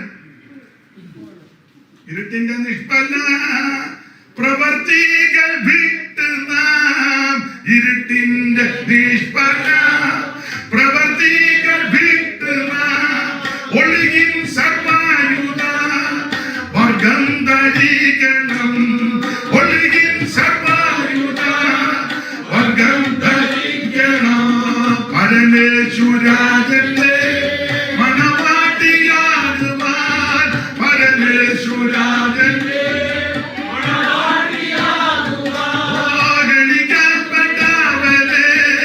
ഉണർന്നിടലേ നിങ്ങൾ ക്ഷണിക്കപ്പെട്ടവരെ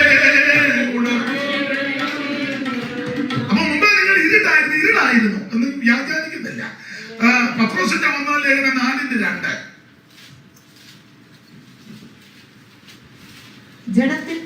അത് തന്നെ വായിച്ചോ, തർക്കിക്കണ്ട. ജഡത്തിൽ കഷ്ടമനുഭവിച്ചവൻ ജഡത്തിൽ ശേഷിച്ചിരിക്കും കാലം ഇനി മനുഷ്യരുടെ ബോധങ്ങൾക്കല്ല ദൈവത്തിന്റെ ഇഷ്ടത്തിന് ജീവിക്കേണ്ടതിന് പാപം അടുത്ത രാമാർത്ഥികളിലും മോഹങ്ങളിലും വീഞ്ഞുകുടിയിലും വെറുക്കൂത്തിലും മദ്യപാനത്തിലും ധർമ്മവിരുദ്ധമായ വിഗ്രഹാരാധനയിലും നടന്ന ജാതികളുടെ ഇഷ്ടം പ്രവർത്തിച്ചുകൊണ്ട് കാലം പോക്കിയത് മതി. വായിച്ചത് മതി, സമയമില്ലാത്തതുകൊണ്ടാ. അപ്പൊ ഇങ്ങനെയൊക്കെ ജീവിച്ച ഒരു കാലം ഉണ്ടായിരുന്നു എനിക്ക് നിങ്ങൾക്കും. അതിൽ നിന്നാണ് നമ്മെ രക്ഷിച്ചത്. ആ പശ്ചാത്തലത്തിൽ നിന്നാണ് എനിക്ക് നിങ്ങൾക്ക് രക്ഷ ലഭിച്ചത്. അവിടുന്ന് യേശു നമ്മെ രക്ഷിച്ചത്. അവിടുന്ന് എന്നെ നിങ്ങളെ ദൈവമക്കളാക്കി തീർത്തത്. ഓർത്തോർത്ത് ദൈവത്തിന് സ്തോത്രം ചെയ്തോ. നമ്മുടെ ദൈവമക്കളത്തെ ഭാഗ്യമാണ്, ദൈവത്തിന്റെ മഹത്വം. അപ്പൊ അങ്ങനെ അതാണ് കാദേശം, വിശുദ്ധം. കാദേശന്റെ പണ്ടത്തെ പേര് ഏൽമിഷ്പാത്ത്, ന്യായവതി. ആ സ്ഥലത്തിന്റെ പേര് മാറ്റി വിശുദ്ധം, കാദേശ്. പക്ഷെ ഇവിടെ വായിക്കുന്നത് അങ്ങനെ വിശുദ്ധമാക്കിയ കാദേശ് നടുങ്ങി. അതെന്താ കാദേശ് നടുങ്ങാൻ കാരണം? എനിക്ക് ഓടിച്ചു പോകാം മുമ്പോട്ട്. ഈ കനാൻ ദേശത്തോട് ഏറ്റവും അടുത്ത് കിടന്ന സ്ഥലമായിരുന്നു കാദേശ്. കനാൻ ദേശത്തോട് വളരെ അടുത്ത സ്ഥലത്തിൽപ്പെട്ട ഒന്നാണ് കാദേശ്. കനാൻ എന്ന് പറഞ്ഞാൽ ഉലകത്തിലെ ഏറ്റവും നല്ല സ്ഥലമാണ്. ഏതൻ പർദീസ കഴിഞ്ഞാൽ നമ്പർ 1 സ്ഥലമാണ് കനാൻ നാട്. ഇതിന് 4 അതിരുകളുണ്ട്. കിഴക്ക് ബാശാൻ പർവ്വതം, വടക്ക് ലെബനോൻ തോട്, മിസ്രൈം, തെക്ക് മിസ്രൈം തോട്, പടിഞ്ഞാറ് കടലും മലയും കൂടാ. നല്ല സ്ഥലമാണ്. പല പേരുകളാണ്. കനാൻ നാട്, പലസ്തീന്, എബ്രായരുടെ നാട്, വാഗ്ദത്ത നാട്, വിശുദ്ധ നാട് എന്നൊക്കെ പേരുണ്ട്. പേര് വരാൻ പല കാര്യമുണ്ട്. കനാൻ നാടെന്ന പേര് വരാൻ കാര്യം കനാന്റെ സന്തതികൾ ഈ ദേശം കൈയടക്കി. അപ്പൊ അതുകൊണ്ട് അവരുടെ പേരിനാലാണ് ഈ ദേശം പിന്നത്തേത് അറിയപ്പെട്ടത്. ചില സഭയൊക്കെ ചില ആൾക്കാരുടെ പേരിൽ അറിയപ്പെടുകയാണ്. തങ്കച്ചന്റെ സഭ, ബാബുവിന്റെ സഭ, മേൽക്കുട്ടിയുടെ സഭ. എന്നോട് എനിക്ക് ഒരാൾ ചോദിച്ചു എവിടെ വീട്, ഞാൻ പറഞ്ഞു കാവാലത്ത്. ലീലാമ്മയുടെ സഭ നമ്മുടെ തിരുതലത്ത്. ലീലാമ്മയുടെ ഞാൻ ചോദിച്ചു ലീലാമ്മ എപ്പോഴാ രക്തം ഊറ്റിയേ? സഭയ്ക്ക് വേണ്ടി ഈ രക്തം ഊറ്റിയത് യേശു ക്രിസ്തുവാണ്. ഇങ്ങനെ സ്വന്തം രക്തത്താൽ സമ്പാദിച്ച സഭ. അതിപ്പോ അങ്ങനെ എല്ലാവരും പേരിലല്ല. അതിന് കാരണമുണ്ട്. അവരായിരിക്കും ചിലപ്പോൾ അതിന്റെ ആരംഭം, അവരുടെ കുടുംബക്കാരായിരിക്കും ആദ്യം അതിനകത്ത് വന്നത്. പിന്നെ ദേശത്തൊക്കെ ചെല്ലുമ്പോൾ ഒന്ന് ചോദിച്ച് മനസ്സിലാക്കാൻ അവരുടെ പേരായിരിക്കും. അങ്ങനെ പറഞ്ഞു പറഞ്ഞു പറഞ്ഞ് ഇങ്ങനെ ആയി പോയതാ. കുഞ്ഞോനച്ചാന്റെ സഭ, പെണ്ണുങ്ങൾക്ക് വരാ സഭ. അതെ, അപ്പോൾ സ്വന്തം രക്തത്താൽ സമ്പാദിച്ച തിരുസഭ. അപ്പൊ ഈ കനാൻ ദേശത്ത് പേര് വരാൻ കാര്യം കനാന്റെ സന്തതികൾ ഇവിടെ കൈയടക്കി. നമുക്കറിയാം കനാൻ ഈ നോഹയുടെ കൊച്ചുമക്കൾ തന്നെ. നോഹയ്ക്ക് 3 മക്കളാ, ഷേമും കാമും യാവത്തുമാണ്. അപ്പോൾ ഇവരുടെ സന്തതി ഇത് ഈ പലസ്തീൻ എന്ന പേര് വരാൻ കാര്യം പെലിസ്തീന് ധാരാളം ഈ പടിഞ്ഞാറ് തീരത്തുണ്ട്. അവർ റോമന്റെ കാലം വന്നപ്പോൾ പെലിസ്തീന് ധാരാളം ഉള്ളത് കൊണ്ട് അത് ലോപിച്ചാണ് ഇതിന്റെ പലസ്തീൻ എന്ന പേര് പിന്നത്തേതിന് വന്നത്. ആ ഭാഗത്തേക്ക് ഞാൻ പോകുന്നില്ല, വാക്യങ്ങളൊക്കെ എടുപ്പിക്കാം.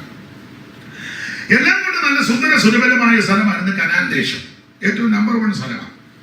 കനാന്റെ പ്രത്യേകത 2-3 വാക്യം ഒന്ന് വായിച്ചു. പുറപ്പാട് പുസ്തകം 3-ാം അധ്യായത്തിന്റെ 7, 8, 9, ഉൽപ്പത്തി പുസ്തകം 15-ാം അധ്യായത്തിന്റെ 10 മുതൽ താഴോട്ടും ഒക്കെ വായിക്കേണ്ടത്. ആവർത്തന പുസ്തകം 11-ാം അധ്യായത്തിന്റെ 10, 13, 12 ഒക്കെ വായിക്കണം. സങ്കീർത്തന പുസ്തകം 106-ന്റെ 24 വായിക്കണം. ആവർത്തന പുസ്തകം 8-ന്റെ 7 മുതൽ. എല്ലാം വായിക്കാൻ നേരമില്ല, ഇപ്പം തെളിവിന് ഒരു ഭാഗം വായിച്ചാൽ മതി. ആവർത്തന പുസ്തകം 8-ാം അധ്യായത്തിന്റെ 7 മുതൽ താഴോട്ട് എല്ലാ ഭാഗവും എടുക്കാൻ നേരമില്ല.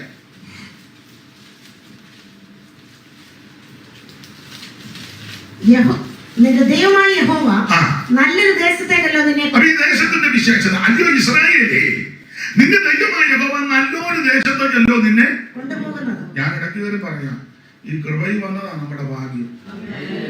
നല്ല സ്ഥലത്താ വന്നിരുന്നു. ഇതിനപ്പുറം വേറൊരു സ്ഥലമില്ല.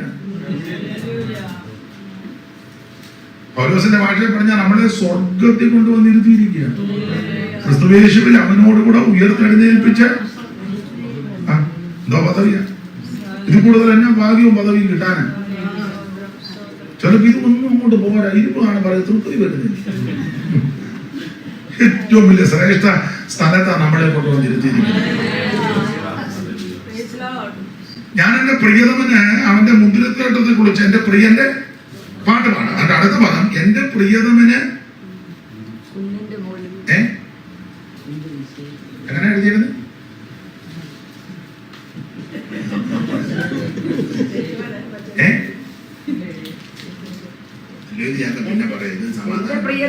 ഏറ്റവും ഫലവത്തായ ഒരു കുന്നിന്മേൽ ഒരു മുന്തിരിത്തോട്ടം ഉണ്ടായിരുന്നു. ഏറ്റവും ഫലവത്തായ സ്ഥലത്താണ് എന്റെ പ്രിയരെ. ഏറ്റവും ഫലവത്തായിട്ടാണ് നമ്മളെ കൊണ്ടുവന്നത്. ദൈവത്തിന്റെ മഹത്വം. അതെ, അയ്യോ ഇസ്രായേലിൽ നിന്റെ ദൈവമായ യഹോവ നല്ലൊരു ദേശത്തേക്കല്ലോ നിന്നെ. അത് താഴ്വരയിൽ നിന്നും മലയിൽ പുറപ്പെടുന്ന നീരുടക്കുകളും ഉറവുകളും തടാകങ്ങളുമുള്ള ദേശം, ഗോതമ്പ് യവവും മുന്തിരി അത്തി മാതളമുള്ള ദേശം, ഒലിവ് വൃക്ഷവും തേനുമുള്ള ദേശം, സുഭിക്ഷമായിട്ട് ഉപജീവനം കഴിക്കാവുന്നതും ഒന്നിനും കുറവില്ലാത്തതുമായ ദേശം, കല്ല് ഇരുമ്പായിരിക്കുന്നതും മലകളിൽ നിന്ന് താമ്രം വെട്ടിയെടുക്കുന്നതുമായ ദേശം. പിന്നെ നീ ഭക്ഷിച്ച് തൃപ്തി പ്രാപിക്കുമ്പോൾ നിന്റെ ദൈവമായ യഹോവ നിനക്ക് തന്നിരിക്കുന്ന ഈ നല്ല ദേശത്തെ കുറിച്ച് നീ അവന് സ്തോത്രം ചെയ്യണം. അല്ല സഭയെ വന്നിട്ട് കാലും വെച്ച് നല്ലവരെല്ലാം വെളുപ്പിച്ച് ആള് കളിച്ച് ചൂയിങ്ങോ ചവച്ച് മുട്ടനാടിരിക്കും പോലെ ഇരിക്കുന്നതല്ല ആരാധന. സഭയിൽ വന്ന് കാലും എല്ലാം വെച്ച് വായി ചൂയിങ്ങം അവർ ആരാധിക്കുമല്ല. എന്നിട്ട് ഇടയ്ക്ക് ശ്രോത്രം ചൂയിങ്ങ ഒരു കവളര് ഇങ്ങനെ സൈഡിലൂടെ ശ്രോത്രം.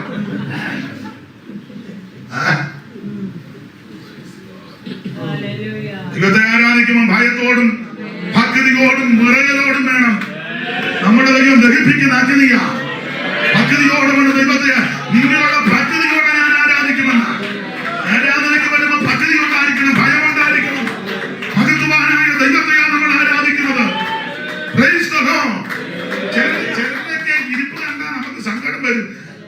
പാസ്റ്റർമാരും മിണ്ടുകയില്ല, എല്ലാവരും പേടിച്ചിരിക്കുക.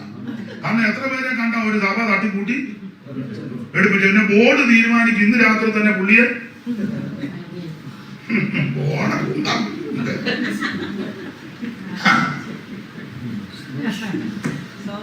ദൈവത്തെ ആരാധിക്കുമ്പോ ഭയത്തോടെ ആരാധിക്കണം. ദൈവത്തെ ആരാധിക്കുമ്പോ നിറയോടെ ആരാധിക്കണം. ദൈവത്തിന് മഹത്വം, ദൈവത്തിന് മഹത്വം.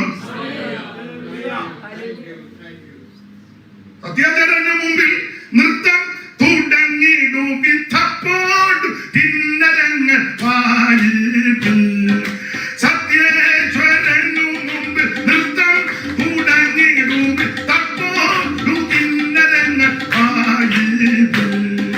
കൈത്താളനാദമുട്ട് ശക്തിയ മുടങ്ങിടട്ടെ, സാത്താൻ നടുങ്ങിടട്ടെ, ഹോശന്ന. കൈത്താളനാദമുട്ട് ശക്തിയ മുടങ്ങിടട്ടെ, സാത്താൻ നടുങ്ങിടട്ടെ, ഹോശന്ന. യാത്രേ സ്തുതിപ്പിനവൻ ശുദ്ധ മന്ദിരത്തിൽ ആഹ്വാൻ ചെയ്തു ഘോഷിപ്പിൻ. യാത്രേ സ്തുതിപ്പിനവൻ ശുദ്ധ മന്ദിരത്തിൽ ആഹ്വാൻ ചെയ്തു ഘോഷിപ്പിൻ. വൈകായ സംവിധാന ഭംഗി വഴി ഗണിക്കും മഹേശ്വര സ്തുതികൾ ചെയ്തിടേ. വൈകായ സംവിധാന ഭംഗി വഴി ഗണിക്കും മഹേശ്വര സ്തുതികൾ ചെയ്തിടേ. കരമുയർത്തി ദൈവത്തെ സ്തുതിക്കുക. Praise the Lord. ദൈവത്തെ ആരാധിക്കുമ്പോൾ ഭയത്തോടെ ആരാധിക്കണം. ഭക്തിയോടും വിറയോടും വേണം ദൈവത്തെ ആരാധിക്കാൻ. എനിക്ക് ചിലരുടെയൊക്കെ ആ രീതികളും ഒക്കെ കാണുമ്പോൾ ഹൃദയം വളരെ ഞരങ്ങാണ്. സ്തോത്രം. ഞാൻ ചോദിക്കട്ടെ, നാട്ടിലെ രീതി വെച്ച് പറയാ, ഒരു പോലീസ് ഓഫീസറുടെ ഐജിയുടെ മുന്നിൽ നമ്മൾ പോയി അങ്ങനെ നിൽക്കുവോ? ചോദിക്കുമൊക്കെ ചോദിച്ചു ഷെയ്പ്പ് മാറ്റും. വേറെ ആണുങ്ങളുണ്ട് അവിടെ. ഞാൻ ഇവിടുത്തെ വലിയ വയസ്സുള്ള മൗണ്ട് വാറ്റൻ പ്രഭുവിന്റെ അനിയനാന്ന് പറഞ്ഞാലൊന്നും നാട്ടിലൊരു ഭാഷയുടെ തത്തിക്ക് നിന്നെ. ഈ ലോകത്തിലെ ഒരു പോലീസ് ഓഫീസറുടെ മുമ്പിൽ അതുപോലെ ബഹുമാനത്തോടും പദവി ഭയത്തോടും ഒക്കെ നിൽക്കുന്നെങ്കിൽ അഖിലാണ്ടങ്ങളുടെ ഉദയവനായ സർവജ്ഞനായ ദൈവത്തിന്റെ സന്നിധിയിൽ മുടി വന്നാൽ 2 മണിക്കൂറല്ലേ 3 മണിക്കൂർ, അതിനപ്പുറം ഇല്ലല്ലോ. ഒന്ന് ഭക്തിയോടെ ഭയത്തോടെ ദൈവത്തെ സേവിക്കാൻ. അവിടെ നമുക്ക് ഭാഗം അങ്ങ് വിടാം. ദൈവത്തിന്റെ മഹത്വം. അപ്പൊ എല്ലാം കൊണ്ട് സുന്ദര സുരഭരമായ നല്ല സ്ഥലമാക്കാൻ ആ ദേശം. ഈ ദേശത്തിന്റെ പ്രത്യേകത, അയ്യോ ഇസ്രായേലേ, നിന്റെ ദൈവമായ യഹോവ നിന്നെ നല്ലൊരു ദേശത്തേക്കല്ലോ. ഞാൻ ഒരു കാര്യം പറയാം. ഞാൻ ഈ പെന്തിക്കോസിലെ വന്നിട്ട്, എന്റെ ഭാഷയിലാണ് പറഞ്ഞത്, പെന്തിക്കോസ് ദൈവവൈദ്യനാണ്. ഈ പെന്തിക്കോസ് വന്നിട്ട് ഇപ്പോൾ ഏതാണ്ട് 35 കൊല്ലം കഴിഞ്ഞു. കൃപ. ഞാനൊരു ഹൈന്ദവ പശ്ചാത്തലത്തിൽ നിന്നാണ് ഈ മാർഗത്തിൽ വന്നത്. സാക്ഷ്യമെല്ലാം പറയത്തില്ല, ചിലർക്കറിയാം. എൻ്റെ വീടിനടുത്ത ജെയിംസ് ഊട്ടിയുടെ വീട് മുട്ടങ്കല്. അവര് റോമൻ കാത്തലിക്സാണ്. ആ വീട്ടുകാരും എൻ്റെ അനുജനും അപ്പച്ചനും ഒക്കെ ആയിട്ട് വളരെ അടുപ്പമാണ്. എൻ്റെ വീട്ടുകാരെ അവർക്കറിയാം. ഇദ്ദേഹത്തിന് ചിലപ്പം ഒത്തിരി അടുത്തിൽ വീട്ടുകാരുടെ എല്ലാം അറിയാം. അപ്പോൾ ഞാനൊരു സാധുവായ കുടുംബത്തിലായി ജനിച്ചത്. എല്ലാം കൊണ്ടും ഈ ശൗല് പറഞ്ഞ പോലെ ചെറിയവനാണ്, എല്ലാം കൊണ്ടും ചെറിയവനാണ്. എന്നാൽ യേശു എന്നെ രക്ഷിച്ചു. എന്നാൽ വളരെ ഭക്തിയോടെ ജീവിച്ചു വന്നത്. എല്ലാ ദിവസവും രാവിലെ പോയിട്ട് അമ്പലത്തിൽ പോവുകയും പ്രാർത്ഥിക്കുകയും വളരെ ഭക്തിയോടെ. ഒരു സന്ധ്യയ്ക്ക് ക്ഷേത്ര ദർശനം കഴിഞ്ഞ് വീട്ടിലേക്ക് വരുമ്പോഴാണ് ഇതുപോലൊരു പ്രാർത്ഥനാ യോഗത്തിൽ അങ്ങോട്ട് ചെന്ന് സംബന്ധിച്ചു. ദൈവമക്കളെ പ്രാർത്ഥിച്ചു. എൻ്റെ യേശു എന്നെ സൗഖ്യമാക്കി. അങ്ങനെ മാർഗത്തിൽ വന്നത് ദൈവത്തിന്റെ കൃപ. അന്ന് ഞങ്ങളുടെ നാട്ടിലാക്കിയാൽ പെന്തിക്കോസുകാരില്ല, കുറച്ച് പേരേ ഉള്ളൂ. ഒന്ന് നമ്മുടെ നെടുന്നലത്തെ ഈരാമ കൈതത്തറ നാച്ചമുച്ചാൻ്റെ വീട്, തൈവേലിയിലെ സ്തോത്രാമ്മയുടെ വീട്. അമ്മച്ചി സ്തോത്രാമ്മ എന്നാണ് നാട്ടുകാർ പറഞ്ഞത്. എപ്പോഴും സ്തോത്രമേ പറയുള്ളൂ. ഏത് വീട്ടിലും കയറി പ്രാർത്ഥിക്കും. അങ്ങനെ ഒരു സ്വാധീനം അമ്മയ്ക്കുണ്ടാകും. ഹിന്ദുക്കടയും ക്രിസ്ത്യാനികളുടെ ഏത് വീട്ടിലും അമ്മ കയറി പ്രാർത്ഥിക്കും. പ്രാർത്ഥിച്ചാൽ വിടുതൽ വന്നു. മരിക്കുന്നത് വരെ ഒരു വിക്സ് പോലും എടുത്തിട്ടുമില്ല. വളരെ നല്ല കൃപയുള്ള അമ്മയാണ്. നല്ല സാക്ഷ്യമുള്ളൊരു അമ്മയാണ്.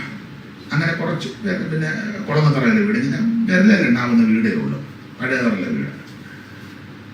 അപ്പൊ ആ സമയത്താണ് ഞാനും ദൈവകൃപയിൽ വരുന്നത്. ഇപ്പൊ 35 കൊല്ലം കഴിഞ്ഞു.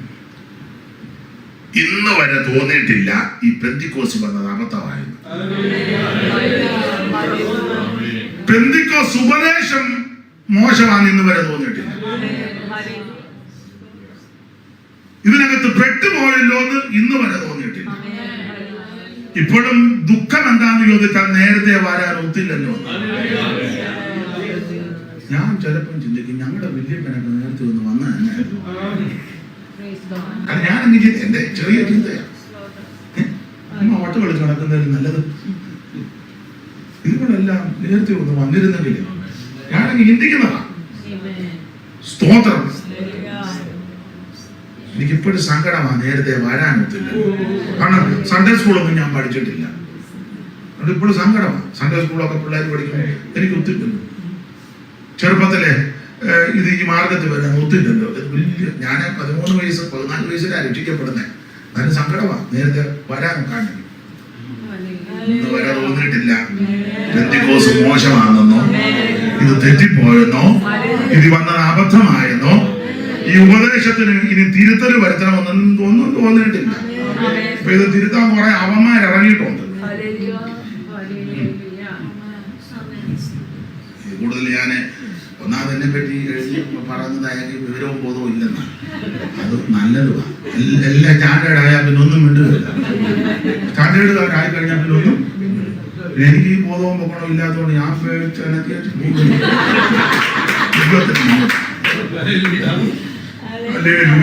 ഇന്ന് വരെ തോന്നിയിട്ടില്ല വന്നത് അബദ്ധമായിരുന്നു. ഇന്ന് വരെ തോന്നിയിട്ടില്ല വന്നത് മോശമായിരുന്നു. അന്ത്യകാലം വന്നെടുത്തു വേലയിൽ പാടിക്കോണേ, ജ്വാലയല്ല ആ വേല. അതിനാ ഞാൻ അവിടെ നിർത്തിയത്. അന്ത്യകാലം വന്നെടുത്തു പെന്തക്കോസ്തിൻ വേലയാണ്ട് അന്ത്യകാലം പെന്തക്കോസ്തിൻ വേലയാണ്ട്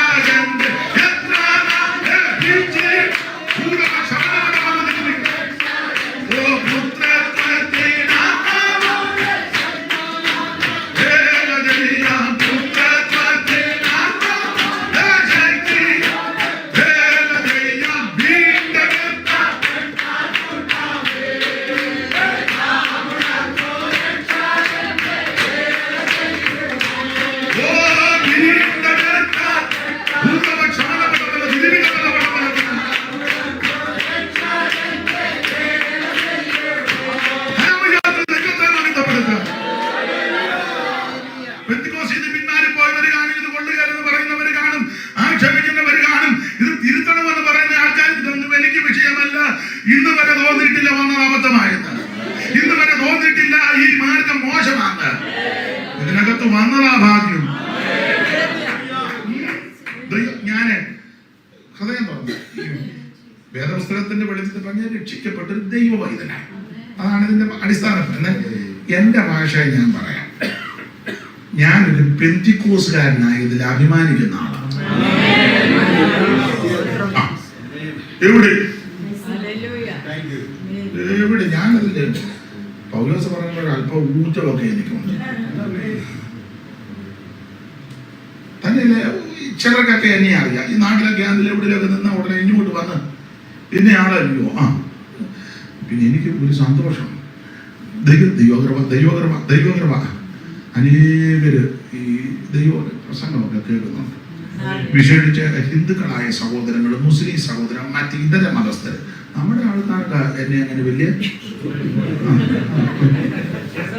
ഏതായാലും സഭയിലൊക്കെ വിളിക്കാൻ പറഞ്ഞാൽ അവിടെ കുറെ വിദ്വാന്മാർ അയാളെ ഇങ്ങോട്ടൊന്നും വിളിക്കണം. നമ്മുടെ അവന്മാർക്കാണ് കൂടുതൽ.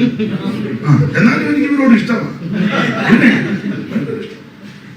സ്തോത്രം. അനേക ഹിന്ദുക്കളും മുസ്ലിം സഹോദരങ്ങളും മറ്റിതര മതസ്ഥരൊക്കെ ദൈവവചനം കേൾക്കും, വിളിക്കുകയും ചെയ്യും. ഒരിക്കലും നമ്മുടെ ഒറ്റപ്പാല ഭാരതപ്പുഴ കൺവെൻഷൻ ഞങ്ങൾ പോകും. ഒരു കടയിൽ നിർത്തി, വഴിയുള്ള കടയിൽ നിർത്തി ചായ കുടിച്ച് ഞങ്ങൾ വണ്ടി വിട്ടപ്പോൾ ഒരാൾ ഒരു തലയിൽ തൂപ്പിയൊക്കെ വെച്ച് വെള്ളാവസ്ഥ കൊടുത്തിട്ട് നമ്മുടെ വണ്ടിയുടെ പുറകെ ഓണടിച്ച് വരും. അപ്പോൾ കൂടെയുള്ള സഹോദരന്മാർ പറഞ്ഞു പ്രശ്നമാണെന്നാണ് തോന്നുന്നത്. അപ്പം നോക്കിയപ്പോൾ ഒരു മുസ്ലിം സഹോദരനാണ്. ഞാൻ പറഞ്ഞു വണ്ടി നിർത്ത്, എന്തോ പ്രശ്നമാണ്, വണ്ടി നിർത്ത്, എന്തോ അതിലും പറയാൻ തീരാത്ത പ്രശ്നം തന്നെയല്ല. ഞാൻ പറഞ്ഞു നമ്മുടെ 4-5 പേര് വണ്ടിക്കകത്തില്ലേ, അവൻ ഒരാളല്ലേ ഉള്ളു, വണ്ടി നിർത്ത്. അപ്പം വണ്ടി ഒരു സൈഡിലോട്ട് നിർത്തി ഉടനെ ഇദ്ദേഹം ബൈക്കല്ല ഓടി വന്ന് വണ്ടിക്ക് വട്ടം വെച്ച് ഞാൻ ഡോറ് തുറന്നു ഓടി ഒന്ന് കെട്ടിപ്പിടിച്ചു പറയാ ഞാനൊന്ന് കാണാനിരിക്കുക. എന്നും പ്രസംഗം കേട്ടേച്ച് ഉറങ്ങുകയാണ്. നമ്മുടെ ആൾക്കാർ പറഞ്ഞ അയാളുടെ പ്രസംഗം കൊള്ളുകയാണ്. എത്രയോ പേര് പറഞ്ഞു ഉറങ്ങാൻ പറ്റിയ പ്രസംഗമാണ്.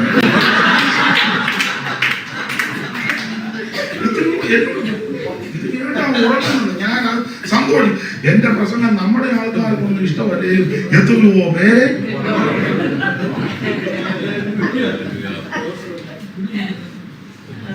ശബരിമലയിലാണ് ഹരിവരാസനം പാടിയാണ് ഉറക്കുന്നത്. ഇതെന്റെ പ്രസംഗം കേട്ട് ഒരു കാര്യമില്ലേ. അപ്പം അതെന്നെ ചോദിച്ചു, സാർ എവിടെ പോകുന്നു? സാറേ എന്ന് വിളിച്ചപ്പോ ഞാൻ കൂടെ ഒന്ന് കാണുന്നു. എല്ലാവരും അങ്ങനെ സാറേ സാറല്ലല്ലോ. ഞാൻ പറഞ്ഞു ഇവിടെ ഭാരതപ്പുഴ കൺവെൻഷനാണ്. അമ്മ ഞാനും വരുവാണ്. പുള്ളി വന്നു മണപ്പുറത്തിരുന്നു. പ്രസംഗമെല്ലാം കേട്ടാ നിന്റെ അപ്പത്തെ വെള്ളത്തിന്മേൽ എറിയുക. സങ്കീർത്തനക്കാരൻ പറ കട്ടയൊക്കെ ഉടച്ചു നിരത്തുക, മഴ പെയ്ത് കഴിയുമ്പോൾ അതിനെ കിളിർത്തു വരും. സ്തോത്രം സ്തോത്രം സ്തോത്രം സ്തോത്രം സ്തോത്രം. കണ്ണുനീരോടെ വിതയ്ക്കണം. എവിടെങ്കിലും മഴ പെയ്യും, വന്ന് കിളിർക്കുന്ന ഒരു ദിവസമുണ്ട്. നമ്മൾ പറയുന്ന വചനമൊന്നും വൃഥാവല്ല. ഒരു ലഘുലേഖ കൊടുത്താൽ നഷ്ടമൊന്നുമല്ല. ഒരു വാക്ക് ഒരാളോട് പറഞ്ഞാൽ അത് നഷ്ടപ്പെട്ടു പോകത്തില്ല. അത് ഈ വചനം കടന്നു വന്ന് കൃപ ചെയ്ത് മടങ്ങി വരും. എന്റെ വായിൽ നിന്ന് പുറപ്പെടുന്ന എന്റെ വചനം വെറുതെ എന്റെ അടുക്ക വരത്തില്ല. അയച്ച കാര്യം സാധിപ്പിക്കും, ഇഷ്ടമുള്ളതൊക്കെ നിവർത്തിക്കും. ഇന്ന് യാത്രയ്ക്കും ദൈവത്തിന്റെ വചനത്തിന് ശക്തിയുണ്ട്.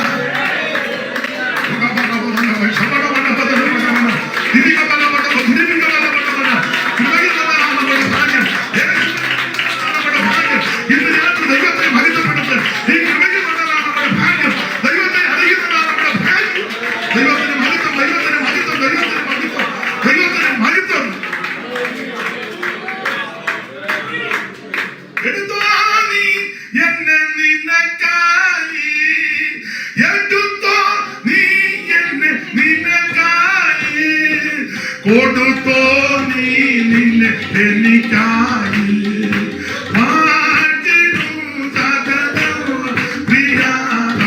നിത്യം പാടും കീർത്തന ഞാൻ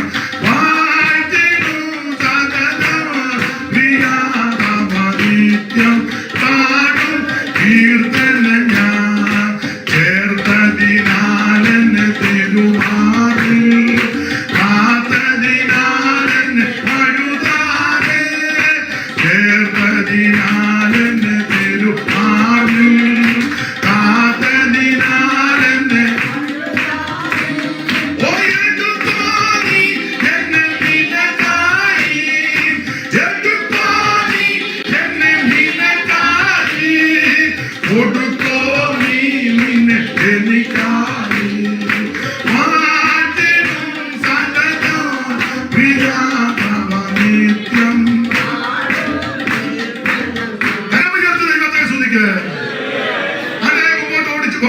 നല്ലൊരു ദേശത്തേക്കാണ് ദൈവം നിന്നെ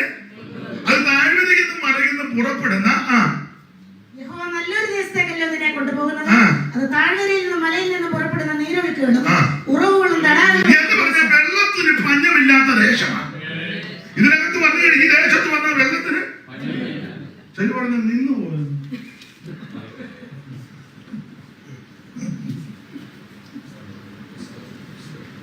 ദൈവത്തിന്റെ നദിയിൽ വെള്ളം നിറഞ്ഞിരിക്കുന്നു. ഒരു നദി കൊണ്ട് അതിന്റെ തോടുകൾ ദൈവനഗരത്തെ അത്യുന്നതന്റെ വിശുദ്ധ നിവാസത്തെ സന്തോഷിപ്പിക്കുന്ന ദൈവം അതിന്റെ മധ്യമുണ്ട്. ദൈവസഭ കെട്ടിയടച്ച തോട്ടമാ. അങ്ങനെയെങ്കിൽ ഉൽപ്പത്തി 1-2 2 തോട്ടം നനയ്ക്കാൻ നദി പുറപ്പെട്ടു 4 ശാഖയായിട്ട് പിടിച്ചു. ഒന്നാമത്തത് പീശോൻ വെള്ളച്ചാട്ടം നടത്ത. അവിടെ ഹവീലാശമൊക്കെ ചുറ്റും. അവിടെ പൊന്നുണ്ട്, ഗുരുകുലമുണ്ട്. അവിടുത്തെ പൊന്നൊക്കെ നേത്രമാ, വിസ്തരിക്കാൻ നേരമില്ല. ഇതാണ് ദൈവത്തിന്റെ നദിയിൽ വെള്ളം നിറഞ്ഞിരിക്കുക. ഞാൻ മാറ്റുന്ന ദൈവം തൃപ്തിപ്പെടുത്തും. യേശു പറയുക, ആ ഉത്സവത്തിന്റെ മഹാനമായ ഒടുക്കത്തെ നാളിൽ നിന്ന് എന്നിൽ വിശ്വസിക്കുന്നവരുടെ ഉള്ളിൽ നിന്ന് തിരുവനന്തപുരത്ത് പറയുന്ന പോലെ ഈ വചനത്തിന്റെ നദി ഒഴുകും. ഈ നദി ഒഴുകിച്ചെല്ലുന്നിടത്ത് ചലിക്കുന്ന പ്രാണികൾ ജീവിച്ചു നിൽക്കും.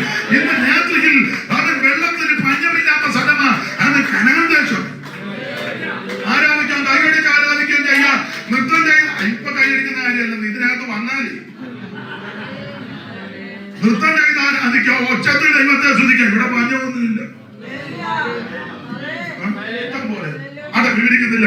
അത് താഴ്വരയിൽ പുറപ്പെടുന്ന നീരൊഴുക്കുകളും ഉറവുകളും തടാകങ്ങളുമുള്ള പിന്നെ കോതമ്പും യവവും മുന്തിരിവള്ളി അത്തിവൃക്ഷവും മാതള നാരകവുമുള്ള ദേശം, ഒലിവ് വൃക്ഷവും തേനുമുള്ള ദേശം. ലിസ്റ്റ് എത്രയാ? 7 അല്ലേ? എണ്ണില്ലായിരിക്കും, വായിച്ചതേ ഉള്ളൂ. കോതമ്പ്, യവം, മുന്തിരി, അത്തി, മാതളം, ഒലിവ്, തേൻ. 7.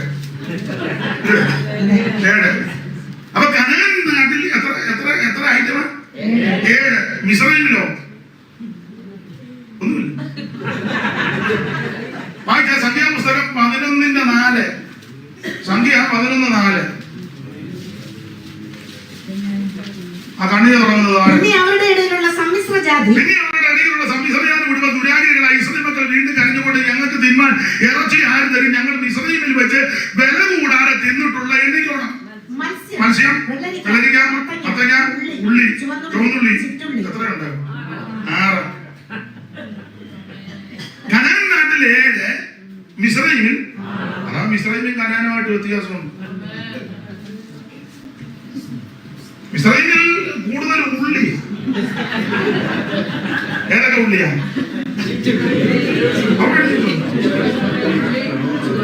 കൊച്ചുള്ളിയും സവോളയും വെളുത്തുള്ളി. 3 ഉള്ളിയാ അല്ലേ? അത് തന്നെ ഈ കൊച്ചുള്ളിയും സവോളയും വെളുത്തുള്ളിയും. ഞാൻ തനി നാടൻ മലയാളം പറഞ്ഞത്. കഴിഞ്ഞ ആഴ്ച ഉള്ളി, ഈ ആഴ്ച ഉള്ളി, അടുത്ത ആഴ്ച മിസ്രൈമിൽ ഉള്ളി. കനാനിൽ അങ്ങനല്ല. കോതമ്പ്, യവം, മുന്തിരി, അത്തി, മാതളം, ഒലിവ്, തേൻ ഒന്നും കൊന്നിട്ട് മെച്ചമാണ്.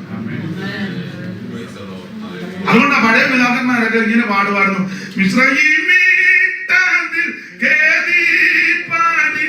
മിസ്രയീമിലൊന്നും ആശ്വാസത്തെ മുൻപിലുണ്ട്, കൈകൊണ്ടു തീർക്കാത്ത വീടുകൾ മേടകൾ ഒറ്റയുണ്ട നാട്ടിൽ.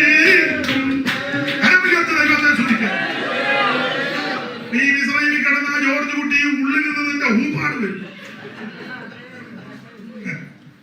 വായിക്ക് നാറ്റവും കുടിച്ചും വലിച്ചു വന്ന ഇതിനെ കനാനിൽ നിന്ന് വന്നേ. കോതമ്പ്, നല്ല കോതമ്പാ കനാലിൽ. നാട്ടിലൊന്നും നല്ല കോതമ്പില്ല. എല്ലാം അതിന്റെ വിഷുടാകുന്നു. ചപ്പാത്തിയൊക്കെ എഴുന്നേറ്റ് നിന്ന് കഴിക്കണം.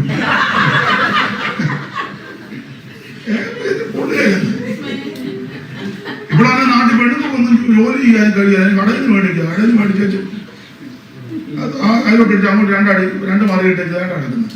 5 മിനിറ്റ് കഴിഞ്ഞാൽ ചപ്പാത്തി നിൽക്കും. നീനാണ് വാങ്ങിച്ചു. അത് നല്ലതാ, പക്ഷെ നല്ല ചപ്പാത്തി കൊണ്ട് അത് കഴിക്കാൻ അതിന് കൂട്ടാനൊന്നും വേണമെന്നില്ല. ഓണമ്പിന്റെ കാമ്പ്, യവം. യവം അത് ഗുണമുള്ളതാണ്. 3 ദിവസം മുഴുവൻ വചനം കേട്ടു. അവൻ ശിഷ്യന്മാർ പറഞ്ഞു മുഴുവൻ ഇവരെല്ലാം പറഞ്ഞു ഇവിടെ ചായക്കട വന്നു പറഞ്ഞാ പറഞ്ഞിട്ട് നിങ്ങൾ കൊടുക്കാൻ പറഞ്ഞു. ഓ നമ്മുടെ ഒന്നും ചോദിച്ചു. അവര് ചെറുക്കൻ്റെ കയ്യില്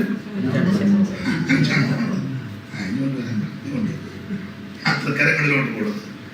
അത് അവിടുന്ന് സ്വർഗത്തേക്ക് അമ്പോ യവത്തമ്പം കൊടുക്കാൻ പറഞ്ഞു. കാന്തിമന്തി ഇരുത്തി വിളമ്പി വേണ്ടിയല്ല ഊപ്പാടും വന്ന് കഴിച്ച് മറ്റേ ഇടപാടും. 5 അപ്പവും ചെറുമീൻ 2 എടുത്ത് മാറ്റി. 5 അപ്പവും ചെറുമീൻ 2 എടുത്ത് മാറ്റി. 5000 സംതൃപ്തിയേറിയൊരു 5000 സംതൃപ്തിയേറിയൊരു യേശുനായക വാഗദീപദായക നിരന്തം യേശുനായക വാഗദീപദായക നിരന്തം. കരമിലെടുത്ത് ദൈവത്തെ അവിടുത്തെ തൃക്കരങ്ങളിലോട്ടൊന്ന് കൊടുത്തേ. കോതമ്പ് കഴിച്ചാൽ കഴിക്കുന്നവനെ അറിയാം. യവം മുന്തിരി അതല്ലേ പുസ്തകത്തിൽ മുന്തിരിയുടെ നൽകി എന്നെ ശക്തീകരിക്കണം.